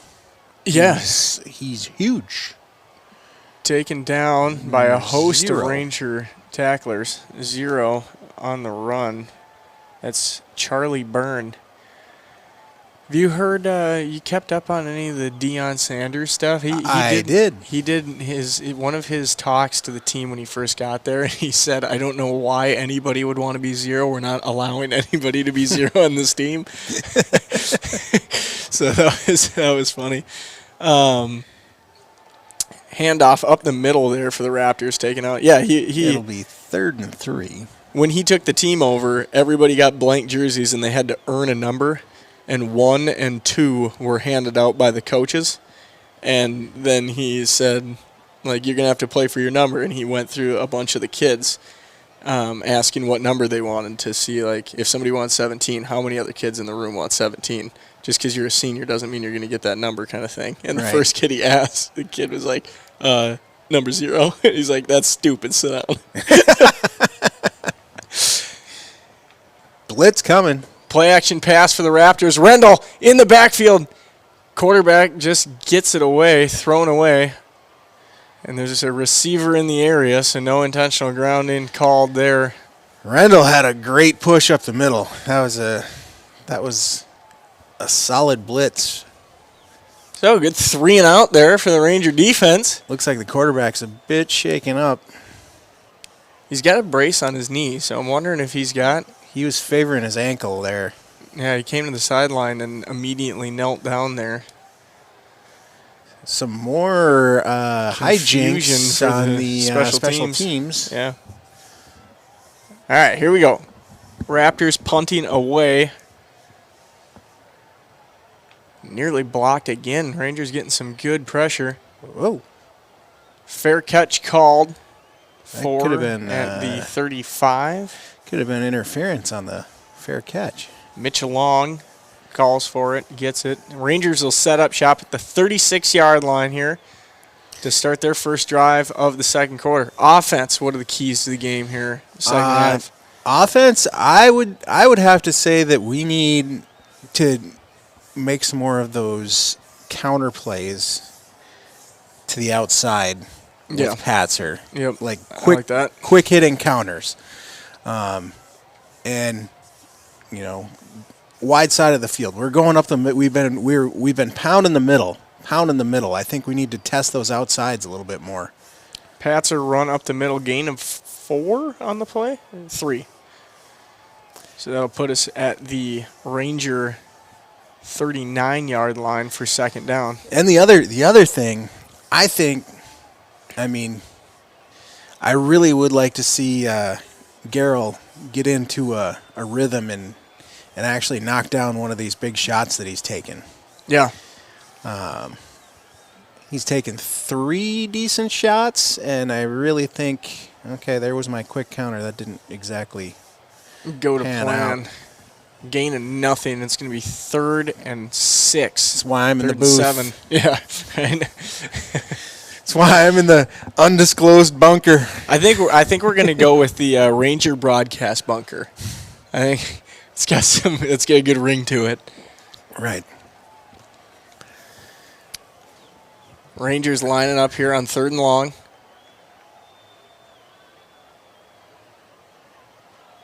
Cole sends a man in motion. Speed option.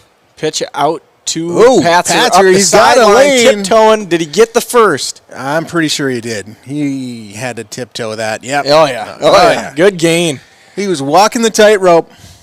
Good gain on 3rd down. Puts the Rangers at the 44 of the Raptors, and we're coming. Second half here. Well, that was a very well executed option there, and I think one thing we have to stress that Garrell, he's a senior, however, he did not play last year, so Handoff Patzer up the middle, to just the 40. stiff arm and Falls fighting for forward. more. Again, a bad spot. They're taking a yard off of his runs every single. I mean, that one wasn't like he laid out for it. He got stood up and fell over. There's no way he was down there. That's where his feet were when his forward progress stopped, maybe, but the ball was a yard ahead. Yeah, it's still a good gain. Oh, yeah. Good gain, good hard fighting yards. 2nd and 2, 3 receivers to the right. Cole in the pistol with Patzer directly behind him. Cole sends Patzer in motion. Takes a snap. Now he's going to keep it himself. He's going to get the first down and gain about 5 to 6 more. That's going to be about 50 for Garrell. What's that going to do? That'll be a Ranger first down. That'll move the chains. 1st and 10, ball on the 29-yard line of the Raptors. All right. It's been a while since we got, I think our last big play was Cordy's run against the Prior Lake, and their Rangers are good for at least one splashy play a game. We've seen some glimmers, but we haven't seen the blaze set here. Right. 3 receivers right. Handoff Patzer. Up the middle, fighting for 2, maybe 3 hard yards. I think it's about 3. 2nd down and 7 coming up. Well, that one they did give him a good spot on forward progress. That one was finally. But, yeah, you're right. It's been a while since we've had one of those long plays. Very true. I don't know what the deal is here. Did they mess up the scoreboard? So now they are giving us the extra point from the touchdown in the first half? I don't know. And Garrell right up the middle. One man to beat. Dives. Touchdown, Rangers. There it is. There it is. The Rangers are back in business. Flag flies. I don't know for what. Patzer had his helmet on. I don't know if he took his helmet off on the field. might have gotten an unsportsmanlike there. We'll listen in. Touchdown is good after the play. Unsportsmanlike conduct. All right, so they got Patzer for taking his helmet off on the field. Gave him an unsportsmanlike, so that'll back the try up. Yeah, that's not good. But that is curious, though. The old 21-13. I'd like if the camera guy could pan a little bit here so we could get a Right. full glimpse of the scoreboard. Well, maybe when they Is this kick it are they going to assess this penalty on the kickoff? on the kickoff, probably, yeah. Okay. That makes I sense. think that's a dead ball foul that Yeah. is assessed on the. And the camera guy did not move, All right, well, he so got we it, couldn't so- see the official score. Well, let's do this. Let's update the page here and see what we got for a score on our good old MN Football Hub. And they have 7-21 on the website, so I got to believe that he did get it the first time, and the scoreboard operator on the broadcast just messed it up. Okay. And again, maybe potentially I don't know, maybe I didn't have it correct at the end of the second half because I wasn't paying attention to the bottom part of the scoreboard. No, but the there bottom was- part of the scoreboard, it said 21-6. Okay, that's what I thought. So maybe they fixed it at halftime. Real quick, while we're lining up for the kickoff, we'll go through the 6A games that are being played tonight. So obviously we have Forest Lake bringing it closer against East Ridge here, 14-21. Moundsview and White Bear are next two opponents, with Moundsview next week and White Bear homecoming, 2-6. So safety happened in that Ooh. one. And then we got Stillwater and Woodbury, 7-3 in favor of Stillwater. So that's going to be interesting this year. Low-scoring games. How well Stillwater is going to do without Shikenjansky. Yeah, that's true. Shikenjansky, I believe, didn't he go to Florida State or something? Well, we can I look believe- it up as soon as this plays over. As the Raptors are returning this kickoff, and they're going to get a good return out to about the 42. I believe he got Are a. you on it? Yeah, I'm gonna check it. I can't right. remember how to spell his name though. Just type in Chicken Gansky and see what pops up for. Did you mean X? Max Shikenjansky. Was he Mr. Football last year? I know he led the high school league in passing. Raptors, one receiver to the left, motion a tight end, I formation behind their quarterback that looked to throw. He's got an open receiver, ton of air Wow, under the a ball, and lot that of one air is not under. in the same zip code. Well, Oh, didn't look to be in the same zip code, but it looked like the ball just now hit the ground. He put that one into low Earth orbit. yeah, and the camera guy did not do any justice to that pass. So Max Shikenjansky stays in the state. I thought he was going to Florida. Okay. So he Playing is for the Gophs. playing for the Gophs. Playing for the Gophs. So we will see how Stillwater bounces back. Who they had the next man up coming up behind Shikenjansky, because those are There's tough, some big some shoes tough to fill. Shoes to fill right there. Yeah. But Stillwater's always got a pretty decent team, and it was odd for a Stillwater quarterback, in my opinion, to be leading the high school league in passing yards, as Stillwater has been a very run-heavy school for a very long time. Right. I mean, they got a big O line and a big D line, and there's Well- definitely something in the water over in Stillwater. That's, yeah, whatever's going through Stillwater and St. Croix. Let's see. It does not look like they have any player stats for Stillwater loaded here. Maybe Max Preps has that. I hesitate to go to Max Prep because of how bad their website is for lower schools. if you're not ranked nationally, they seem to really not care a whole lot. Not Stillwater, New York, Stillwater, Minnesota. Here we go. So what I will say about this Ranger squad that I'm going through, we definitely have a lot of underclassmen, juniors, a lot of juniors on the squad. So probably don't have a lot of experience under the big lights. And rollout, and who was that? Was that right? Oh no, that's Nate Schleif. Come on. Getting the man. good pressure on the outside there. But so what I was getting back to was Yes. we're getting a lot of experience, and this team is one team that, maybe we didn't come out so hot, didn't have a hot start. We played a tougher opponent in Prior Lake. They're typically in the playoffs, going for the title runs just about every year or every other year, and had a little cold start against Eastridge coming out and airs it out pass again and overthrown. But this team is a team that could definitely see a late season surge if some of these guys really start to step up that haven't had a lot of experience. And you get a couple of games under your belt, little of the butterflies gone. Maybe figuring out your position a little bit better.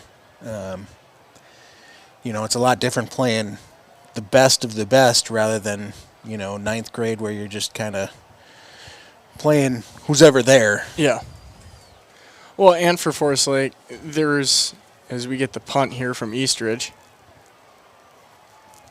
High punt, fair caught. All right, that's exactly what we needed. We needed 2 stops in a row. Let's go tie this game up. Oh, we boys. got a little Flag. laundry on the field.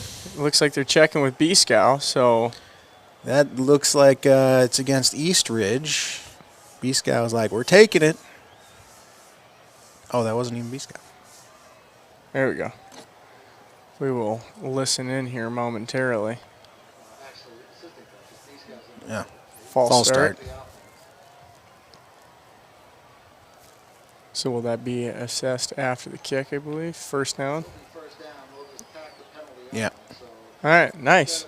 So even better starting field position for the Rangers. They'll be about the 28, I want to say. Should be about 28. Right about there. So it doesn't look like Stillwater is recording stats this year. Okay. However, their last game, they did lose to Lakeville North. Lakeville North, 35 to Solid. 14. Solid opponent. Solid opponent. So they started with a loss. There we go. Handoff. Patzer up the middle. Oh, breaking he's going to go. tackles. He's still carrying going. people. Camera guy refuses to move frame down to the 46-yard line. Big 20-yard run for the workhorse tonight, Leighton Patzer. Patzer just put him on his back and said, let's go for a ride. Let's go. Gave him an extra 5-yard, gave him a 5-yard teleportation from where he grabbed onto him. So I'm unsure exactly how this works, but Metro standings have Forest Lake sitting in third in the standings, even though Mounds you got to win and we lost. I wonder if that's because we were playing a conference opponent and they weren't. Probably. Patzer up the middle. middle, right about the line of scrimmage, gain of nothing. It'd be 2nd and 10. Number 67, Cody Houston there, could have been flagged for excessive blocking. Sorry, a little blindside reference. Excessive blocking. That was one of the great lines of that movie. He was taking him to the bus. He had to go. All right, receiver to the right, 2 wings. Cole in the pistol, handoff Cordy, making moves. Down the sideline, he's going to get the first down by a couple of feet. First down, Rangers. Yeah, the exchange looked a little weird, but I guess it was... In the Raptor territory. Rangers are on the move again. So I think, looking at the schedule this year, depending on how it all works out, I think the Rangers got a pretty decent schedule as far as win percentage here. Well, I mean, we got some hard, tough opponents on there. Mounds View played tough.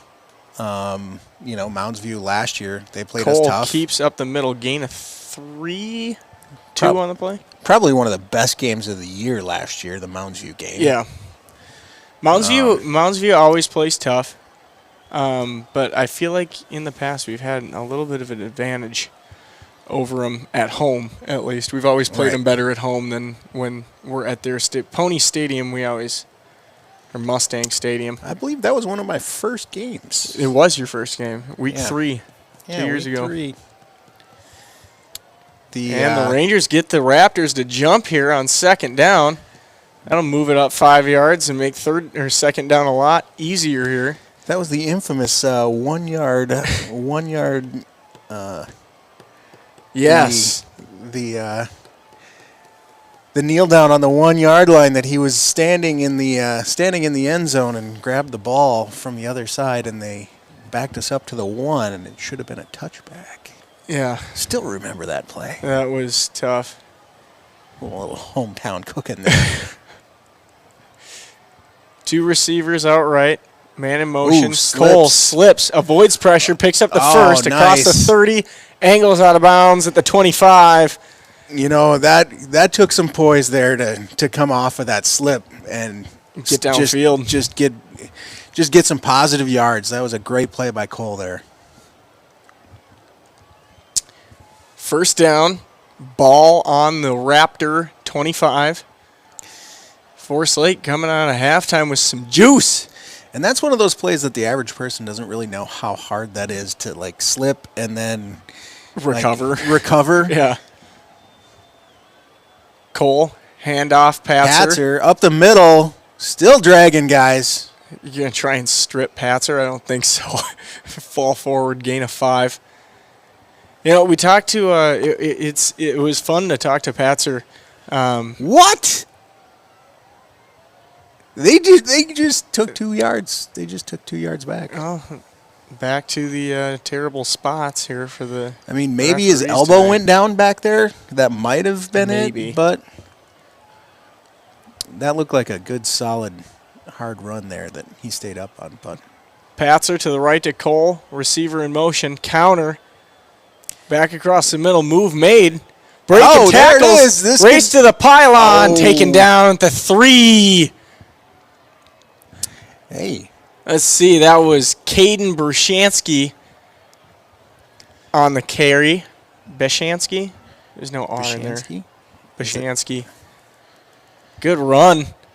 Good run. That was one of my quick hit encounters there. Right on. I like it. The last time we ran that, it did not run nearly as well. It did not go so well, but that time it did go well. Here we go. Rangers on the 4. Handoff Patzer up the middle, carrying him into the end zone. Hop on his back. Let's go. Let's go. And the Rangers draw within 1 here in the third quarter. Momentum has shifted. Like I said, we're going to come out run it up swinging. now, boys. We're going to come out swinging. 2 minutes and 19 Hey, seconds there left. we go. We have a game time update. 2 minutes and 19 seconds to go in the third. Like I said, we were going to come out firing, and we did. We got 2 good stops on defense. That's what we needed. I was looking for maybe a big play to do it, but Extra it was points just good. It was just good, solid defense and quick stops. We got a tie game. Tie game, at everybody. Eastridge, being broadcast here from the Ranger broadcast bunker. Yeah, from the Ranger broadcast bunker. We could make this a bunker if we ever have to do this again, because we do have a basement here. We could get a real. I don't know how the Wi-Fi signal Yeah, would that's do true. so well. That's true. Let's see here. I wanted to try and find.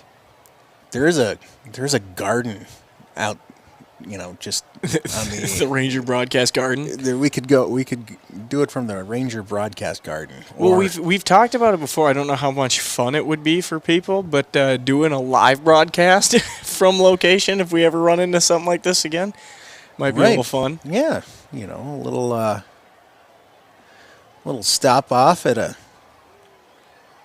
local eatery. A local watering hole. I don't know how much we'll call it an eatery. Eatery. Kickoff for the Rangers. Another short squib kick that rolls all the way back to the deep returners. Rangers get down there easily. Nice open field tackle there by the Rangers. Number 24 coming up with the hit. That's Leo Meyer making that tackle. Well, I will say that we had 3 guys that all had a shot, and the returner took a good angle on the first 2, but could not get away from Leo. This is another one of those. Just, I don't understand it. The Max Prep site has us ranked 80th in the state. I mean, What are we doing here? well, they're basically going off a record. We're like the one of the better teams that has no wins. That's true, but I mean, still, I just Oh, there we needed to cover that flat. I missed the Prep Sports Extra last week to see where Prep Sports had us ranked. I'll have to tune into that tomorrow night and see where we actually are. All right. We're back to the game. But We can worry about rankings later. We'll Let's worry worry about about getting rankings the win later. first. true. Here we go. 1st and 10 for the Raptors. Handoff going handoff. left. Goes And- nowhere. Ball out. Rangers on it. Into the open Into the field. open We got a field. defensive score. Touchdown, Rangers. There is a flag down. It looks like Reed Olson. He's a carryover from last year. We saw Yeah. some big plays out of him. We'll see what the penalty ends up being.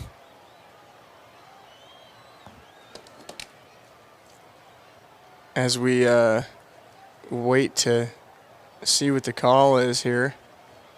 Holding on the offense. Beautiful. You wouldn't decline that right off the get-go because the play was never touchdown exactly. There we Touchdown go. Rangers. Touchdown Rangers.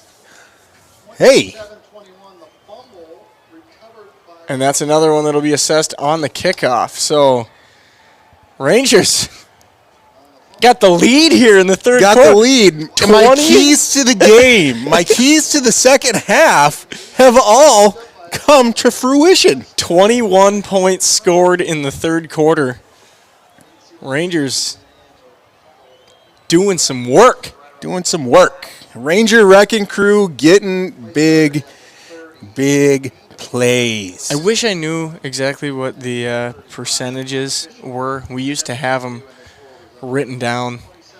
Our keys to the game were always at Forest Lake. We'd have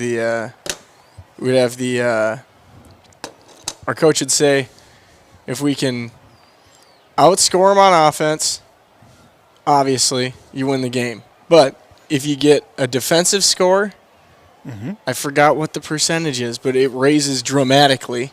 Right. And a special team score raises dramatically. Special team score is big. It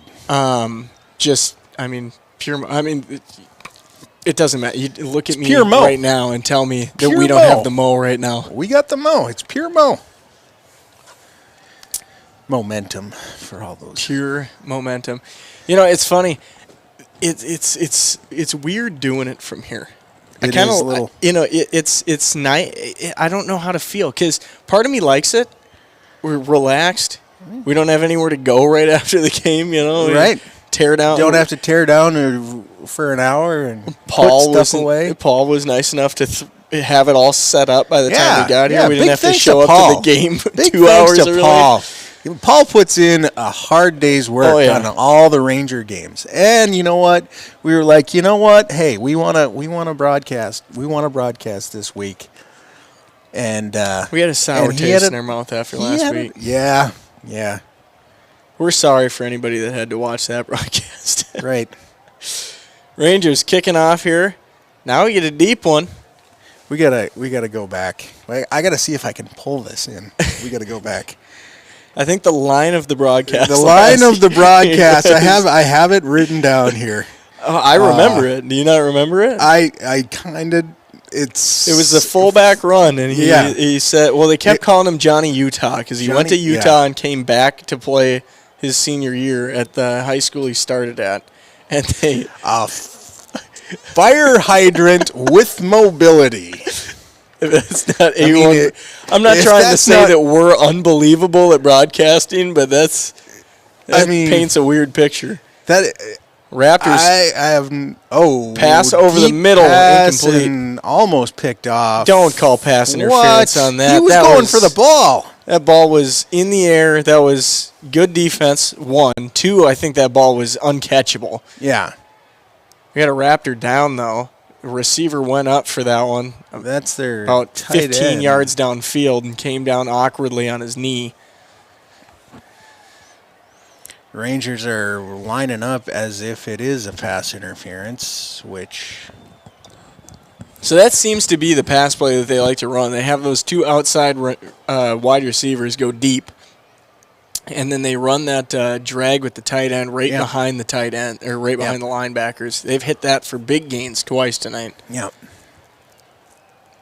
But And they've tried it about 5 times. yeah. But it looks, I think they're going to end up calling pass interference yeah. on the defense. That'll be 15 yards. It kind of looked like he was going for ball, but I guess I don't know. That seemed deeper. I don't think that was pass interference. There's 'Cause that was defensive holding. Yeah. Defensive holding and an automatic first down, probably. Yeah. All right, Raptors, I formation, receiver left, receiver right, quarterback under center. Takes a snap, turns around, hands it off to the running back. He's met in the Rendell. backfield immediately by Rendell, and he ties him up until the rest of the crew can get there. He's waiting for his posse. Had him roped up for a second, waiting for his posse, and the rest of the Rangers Cavalry came riding in. cavalry came in. I like the logo on one half of the helmet with the Ranger on the horse. Yeah. Really, from this angle here, that's the logo we're seeing. It truly is the cavalry coming in to Right. clean everything up. All right, 2nd down and 11. Eastridge comes out with 2 receivers to the left, 1 to the right, and a lonely back. Quarterback under center takes a snap, handoff, and he's met in the backfield tackle. again. Howie Johnson and is that Number 6, Olsen? Jackson Chris. Jackson Chris. New player to the varsity team this year. New starter, at least. New starter. He played a little bit last year. I do remember Jackson. Senior this year. Coming up, making a big tackle right at the line. Howie Loses a couple. Johnson in there just Dogging blocking up the lanes. I mean, I really kind of wish that they had some stats as far as size goes, but I think Howie Johnson goes about 6'2" and 230 as a sophomore. Let's see. Yeah, they don't have any. I believe that's what I heard, but he's a big boy. I mean, we can see from He's a big watching boy. the broadcast. He stands out on the defensive line. If that's one right there. I mean, playing at the caliber he did his freshman year, and then this year, if he doesn't have some sort of secondary school knocking on his door at some point, that's missed recruiting. I mean, there's a couple of guys on the team that should definitely have some little knocking on the door. Patzer's pretty solid. Should definitely get a couple offers. Rendell definitely. I could see Rendell going to a place like NDSU. Mm-hmm. Solid linebacker crew up there, and he's working it on both sides of the field. He's a great blocker. Eastridge drops the pass, pressure up the middle, throw downfield, incomplete. That'll be 4th down, I believe. And that was 4th down. Guess who that was in the face of the quarterback there? Howie Johnson? Mark Rendell. I was focused on the quarterback dropping. Hello. See, that's why I'm glad I got you. You tend to pick out the player while I'm announcing the overall play. It's nice to have the spotter there. I'm a little slow. I can pick up the number, and I can't keep up on the uptake with the play-by-play, but I can sure pick out some good plays somewhere made by someone. Good punts here for the Raptors all night, consistently pinning the Rangers back to about the 25. However, that hasn't seemed to matter this third quarter. The Rangers are moving the ball well. We got another good stop on defense. This was the keys to the second half. We needed some solid stops. And I mean, the offense is executing. We're playing an all-around team game here. In the second half, that soft zone that they've tried to drag out has kind of been shut down a little bit, or at least had not been wide open. That we got the penalty on that one for holding, but I will take the holding play versus the 25-yard gain that would have been had he caught that. Correct.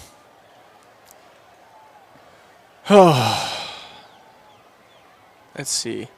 The other nice thing here is getting the first 2 away games done right out the gate. We had a long stretch after this of playing almost exclusively at home. Yeah. Except for those last 2 that are kind of just mixed in. But anybody that's watching right now today, make sure you tell everybody next week we will have a video broadcast. Very high quality broadcast brought to you by Paul, Jill, and the crew, along with Noah and I, next week. I believe Caleb's back next week. And Caleb, for Fridays. and we got Coach Caleb coming in. Yeah. All right. Here we go. Rangers with the ball. 1st and 10. Receiver left, receiver right. Cole in the pistol with Patzer directly behind him. Snap off up the middle. Patzer spinning, carrying guys, carrying again. bodies. Good gain. 8 yards, 7 yards. It'll be 2nd down and about 4. 4 to go. 3 to go. Looks like about depending on where that far mark. It looks like about 4. Yeah, 4. It's always weird. The angles from up in the booth when you're sitting, especially when we're at home and we're on the far side of the booth. Yeah.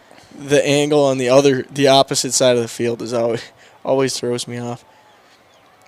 Cole sends Cordy in motion. Handoff Patzer again, getting through the line of scrimmage. Now we lull them to sleep with a solid run game here in the 4th quarter. Eat that clock up. Well, you know what they say. Running backs are harder to tackle in the 4th quarter. Oh, yeah. Especially running backs that run with authority. Like Patzer. Yeah. So, I mean, he doesn't look like a big guy, but he's got a low center of gravity. Stacked and packed. That is definitely packing some heat. Yeah, he prefers to run through people and not around them. Right.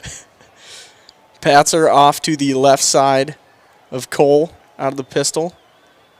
Send a receiver in motion. Handoff Patzer again, right side. Wow. Gain of 3.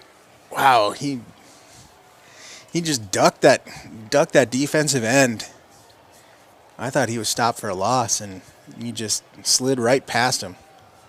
Not only does he run with power, he's a little slippery. Going through. You know, another thing, we were talking about big shoes to fill with the quarterback from Stillwater. Let's not forget the shoes that these receivers have to fill this year with Weston Hoyt exiting after last season. Yep.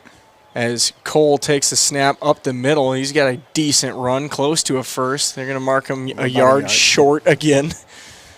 About a yard shy. So it'll be 3rd and 1. 3rd and 1. And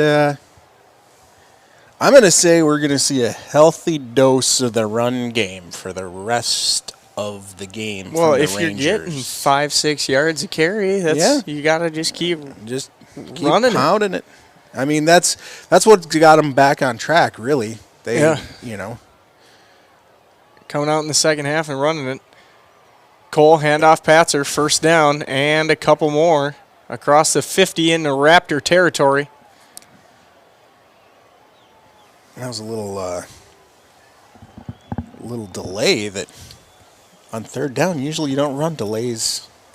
A little delayed handoff on 3rd down, but it did allow the offensive line to separate a little bit, get some push there, and then Patzer just has to go and find the hole that's going to be there. I got to go back and update my sheet after last year. But I'm interested to see as soon as this play's over. Oop. Busted play. Luckily, Patzer got the ball and he's making men miss, and he's got the first down and about 10 more. 20-yard rush for Patzer again.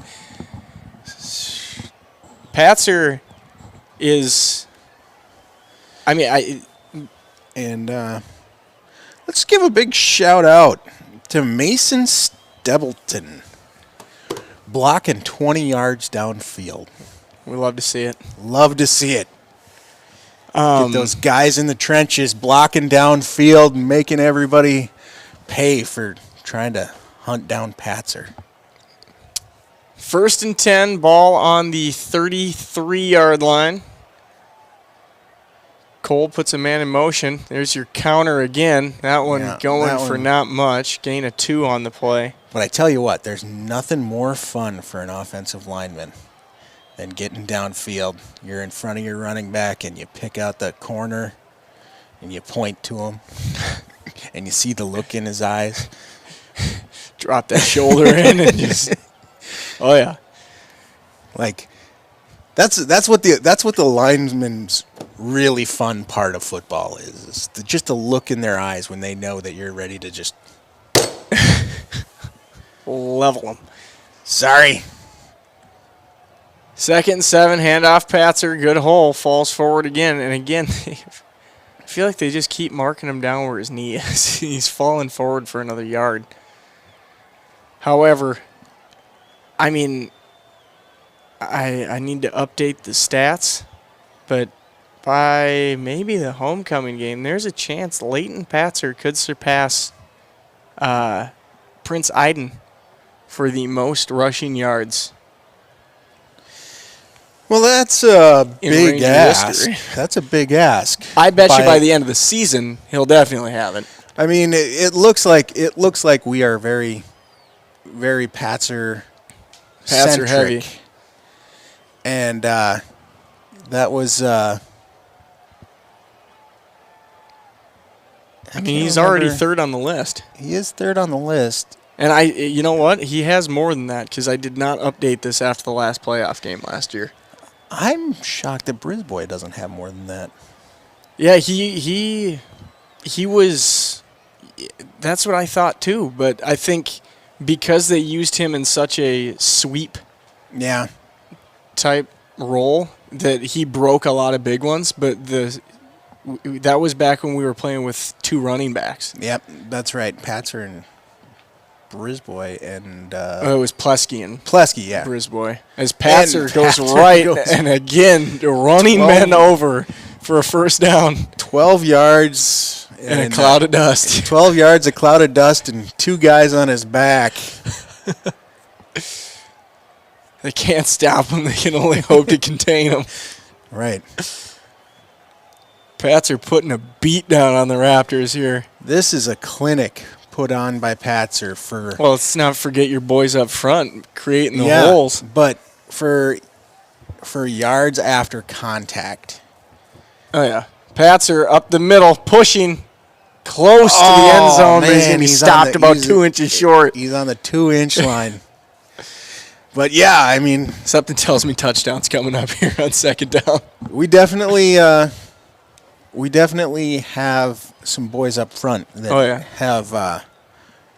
have put on a little muscle since last year. Last year we were undersized to just about everybody, and you know these guys. This We got some units up front. This front five really held their own last week against Prior Lake with 2 D1 commits. Oh yeah, on the defensive line, and I mean they stayed with them the whole game. So handoff, Patzer going right side, touchdown. And he just pushes himself into the end zone. Touchdown, Rangers.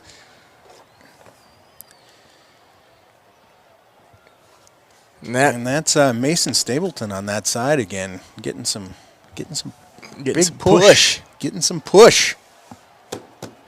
And I believe, is that Patzer's 3rd touchdown of the game?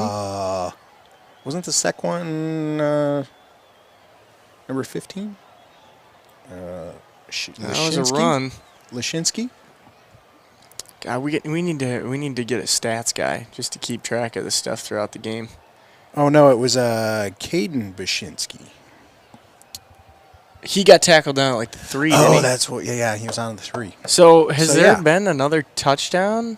Oh yeah, we had the defensive score. So that's we had 3. the defensive That's score. 3 for him. So as it sits right now, again, I need to have this updated before this game. This game was a little fly-by-night on our broadcast here. Yeah. We were unsure if we could do this as of yesterday. Yeah. So I believe, I don't know if, I think it was Hoyt caught a receiving touchdown in the last playoff game of the season last year. I don't believe Patzer got in for one. And he didn't score last week. Meaning, I think that puts him to 13, which is 1 behind Troy Plesky for career rushing touchdowns. Okay. In Ranger history. So we got some record breaks. Some records about to be maybe broken. Not this week, but definitely next week we'll have some broken. I think we're not going to see much on the passing side of stuff this year, just because, unless Cole has a fantastic year, which we need to get this guy down. And 18, Good return by Mr. Lashinsky, Ethan Lashinsky, coming up. We needed that stop. That play was that would taking have been forever. that would have been disastrous to give up a special team score at this point of the game. We got some shaky stuff happening here with the Neighborhood Sports Network. We're sitting on a black screen right now. Little technical difficulties. Hopefully we don't miss anything big, and they can figure this problem out. Here we go. Didn't miss. Yeah, there we go. We didn't miss anything. 1st and 10 for the Raptors.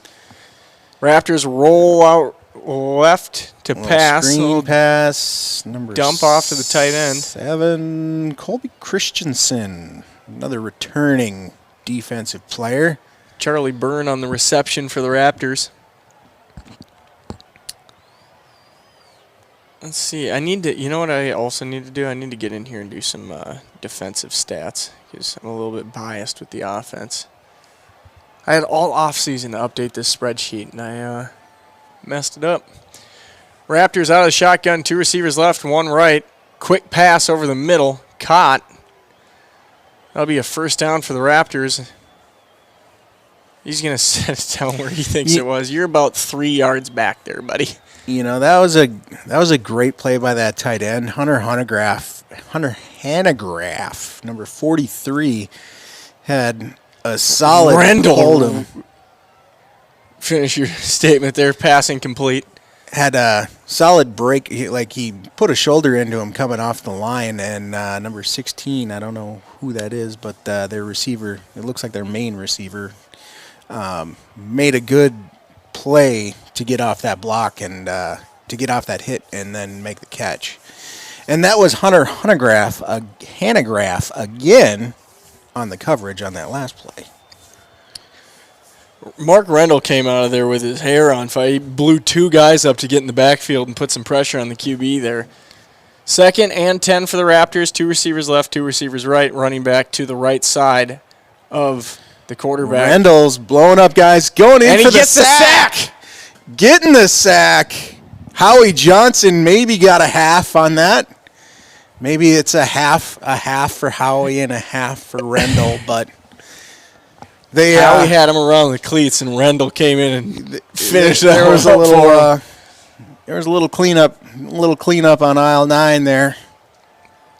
Or should we say clean up on aisle But 3? Rendell blew up that tackle. Absolutely blew him up. That's back-to-back plays that Rendell has asserted dominance on the Raptor offense.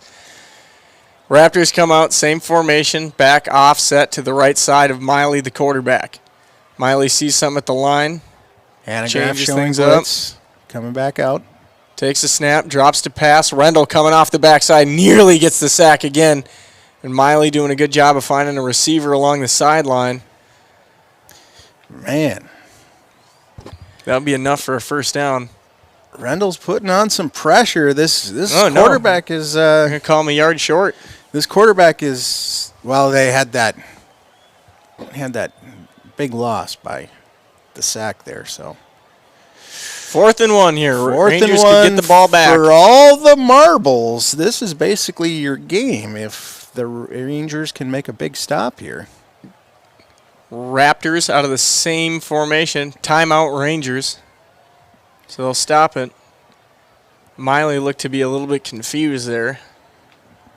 But I think B-Scow and the Rangers wanted an extra second there to dial up a defense for this next play. Well, one thing I can say that their defense has done a significantly better job after some scheming at halftime to get some pressure on the quarterback. And that's something that we saw last year that would have been concerning in prior regimes. Yes. Of no adjustments being made at halftime. So you'd go into halftime game looking like it's getting out of hand and the other team's got an upper hand on you, and then we're going to come out and see if it works again. Yeah, exactly. And then that's why we would end up with scores that were in the 50s to our 7. Right.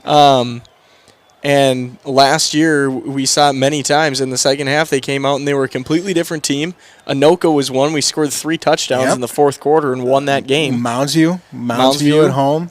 We were down, and it was raining. And won in overtime. Overtime. Nice play drawn up by the Raptors. They're going to get the first down and a whole lot more down inside the red zone.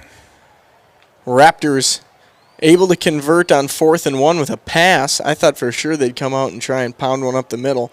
They've had good success with running it for a yard every time. Well, that doesn't get her done in the long run, but a play like that. They have that tailback that's the size of a locomotive. Yeah. Miley brings his boys back out. 3 receivers to the right, 1 to the left. And his running back offset to his right side. Oh, that's the H-back. Takes a snap, looks to pass, had a blitzing Ranger coming in from the backside, and he'll run out of bounds after escaping that pressure for a gain of 2. Rendell saved about 10 yards on that play. He came in late and corralled him against the sidelines. That was Jackson Chris coming in with his hair on fire, about to. Yeah. I mean, he was seeing red, and luckily, Miley was able to feel that coming off the backside and got out of the pocket and made the best he could. One thing I can say is Miley has handled this pressure well, for the most part, in this game. 2nd and 9, same formation as the last 3 plays. Miley takes a snap, drops the pass, quick pass over the middle. He's got his receiver spinning between 2 tacklers, and Eastridge scores a touchdown here in the 4th quarter. You're going to need a whole lot more of that if they want to try and make this one a game here late in the 4th with 2 minutes and 26. 26 seconds, a very inopportune look That at ain't the a long scoreboard. time. Yeah. So I guess they're going to have to go for an onside kick Yep, after this. yep. That's what we're looking at, because all's the Ranger. Looks like the Raptors are going to try and go for 2 here from the 3-yard line. Looks like they got 2 timeouts left as far as the Raptors go. Big If play the here. scoreboard- Oh, Look to backside pass. Hannah In the air, tipped and caught. 2 points converted. That's Kyle Rant. That guy's got about 110 Front. yards. 110 yards and a tutty. Yeah. I think 2 tutties. So with that right there, they draw within 5 of the Rangers, which I don't know. The 2-point doesn't totally make sense. Do they draw within 6? No. Yeah, Oh, yeah, we had the extra point. Sorry, I had the scoreboard wrong. yeah. So they're within 6. So now a touchdown will tie it, Okay, that makes sense. and that is a touchdown will tie it, and the extra point will go for the win. Hence the 2-point conversion. And let's Yeah. see if they That makes didn't sense make now. that. I was looking at the scoreboard. If they didn't make We that, had- it would have been 27-35. They still would have had a shot if they scored a touchdown and got a 2-point conversion. So kudos to Eastridge on their 2-point and 1-point conversion math quickly for the coaches. You know, Oh, yeah. beep beep beep. Bloop, bloop, bloop. Throw that in the calculator real quick. Rangers anticipating an onside kick. They got the hands team out there. Did that go 10 yards? It I don't think didn't so. come close. Rangers jump on it. That went 4 yards. 4 yards on the onside kick, and the Rangers jumped on it. That was Jack Thill diving on that one. All right, let's just have some good snaps and good handoffs. What was it, 226? I believe so. So now it would be about 220.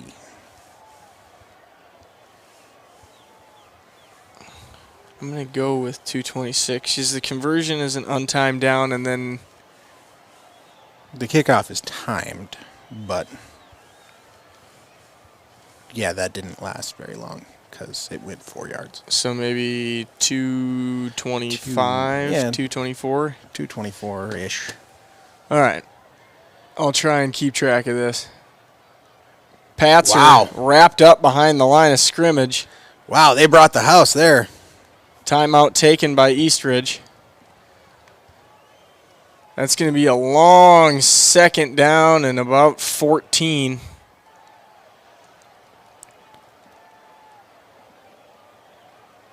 I remember I tried to do this the last time that we did the old remote broadcast with the timing, and Yeah. I think by the end of it, I was off by about 30 seconds. So we'll see if I can do any better this time.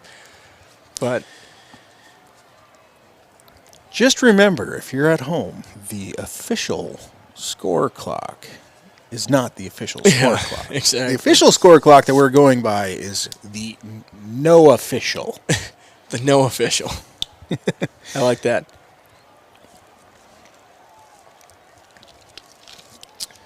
The no official scoreboard. 35-29. Rangers on top. Raptors trying to put together some sort of comeback win here late in the 4th.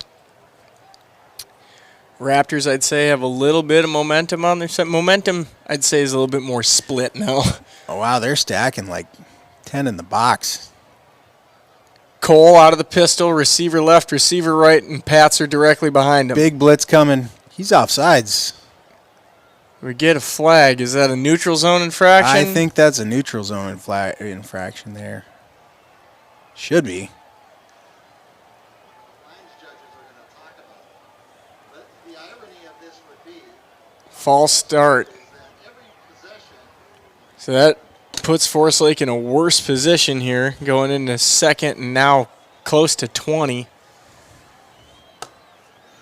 What do? You start trying to air the ball out, or you just run it and see what you can do? You got to run it. The way the Pats is running the ball, I would definitely say to just keep handing him the rock.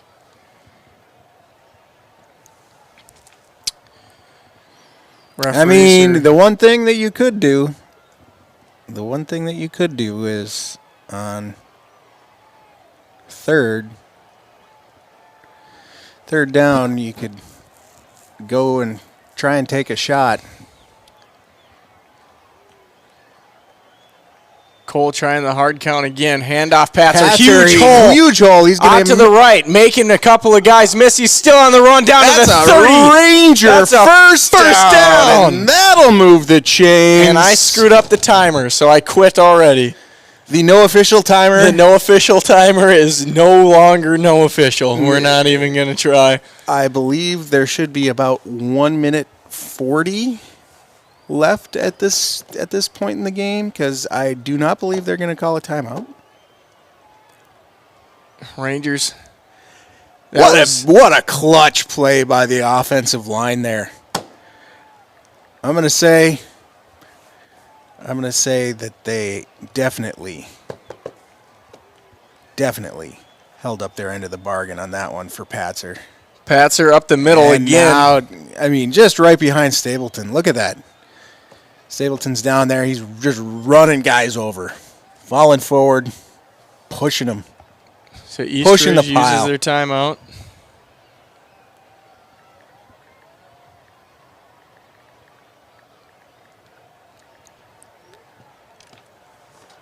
Oh, what game. A great game for great week game. 2. Week 2. So Eastridge. And once again, Ranger faithful at home, do not turn off this Ranger team at halftime if they're down. Absolutely not. After last year, why would you ever do that? Why would you ever do that? I mean, I will say, I believe, I haven't checked the stream in a bit. I can do that again now.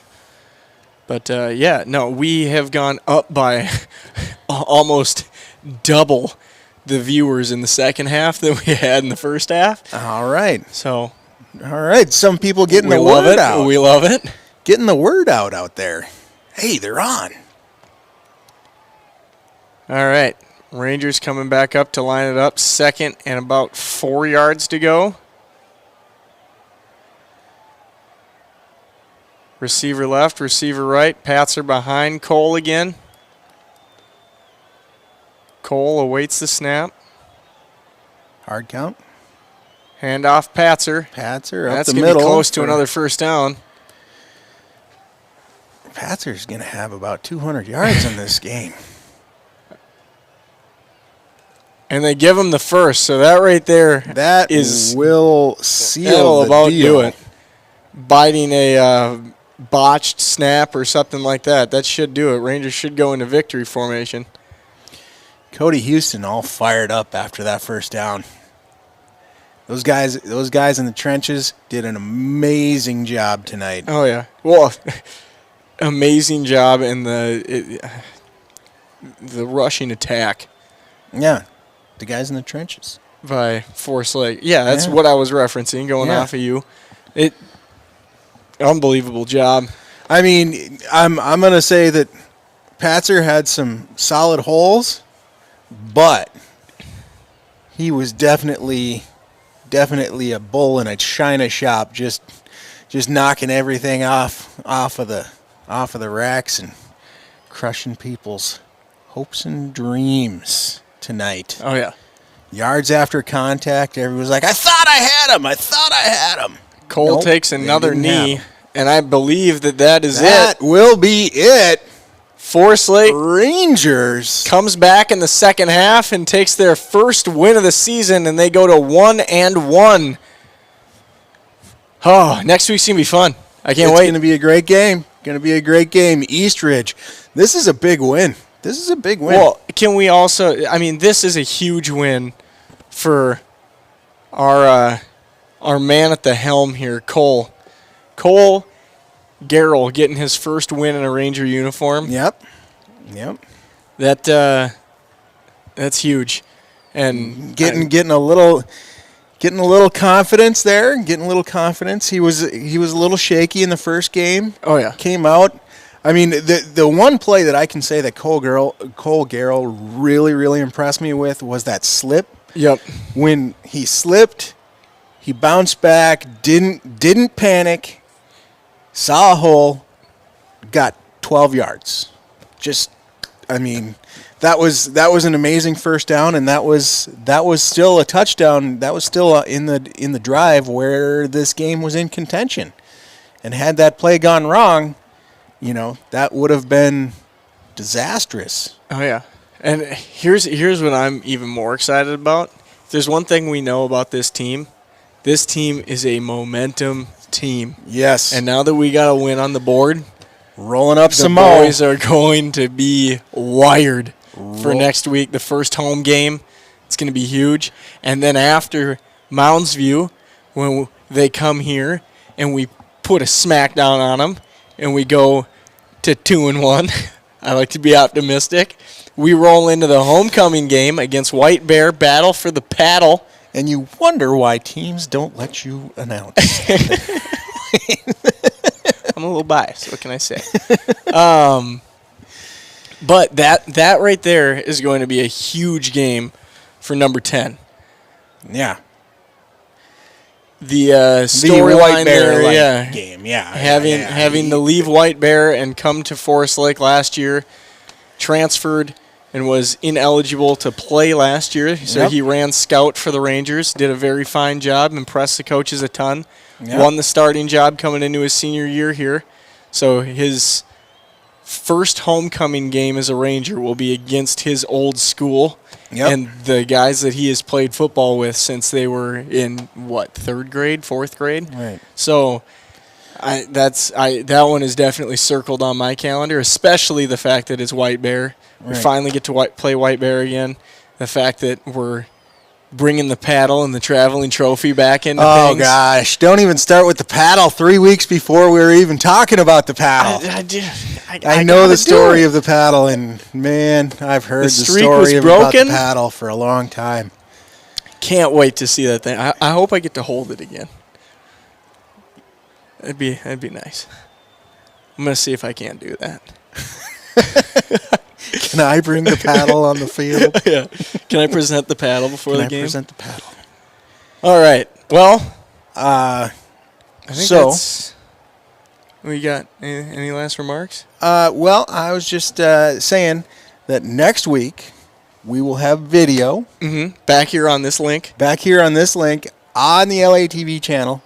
If you didn't like this broadcast for the video reason, you don't have to, but at least click the subscribe button so you'll be notified next week when Right. the real broadcast is here. I mean, you can turn us down. That doesn't matter. I mean, you're only here for the audio. Well, on this actually, you one, know what I would say? As much as I love the video broadcast and everything, Yeah. I'd prefer to have nobody watching the video broadcast and have that stadium packed with 4,000 fans. Well, it's going to be packed. It's going to be packed. They're going to be flashing lights.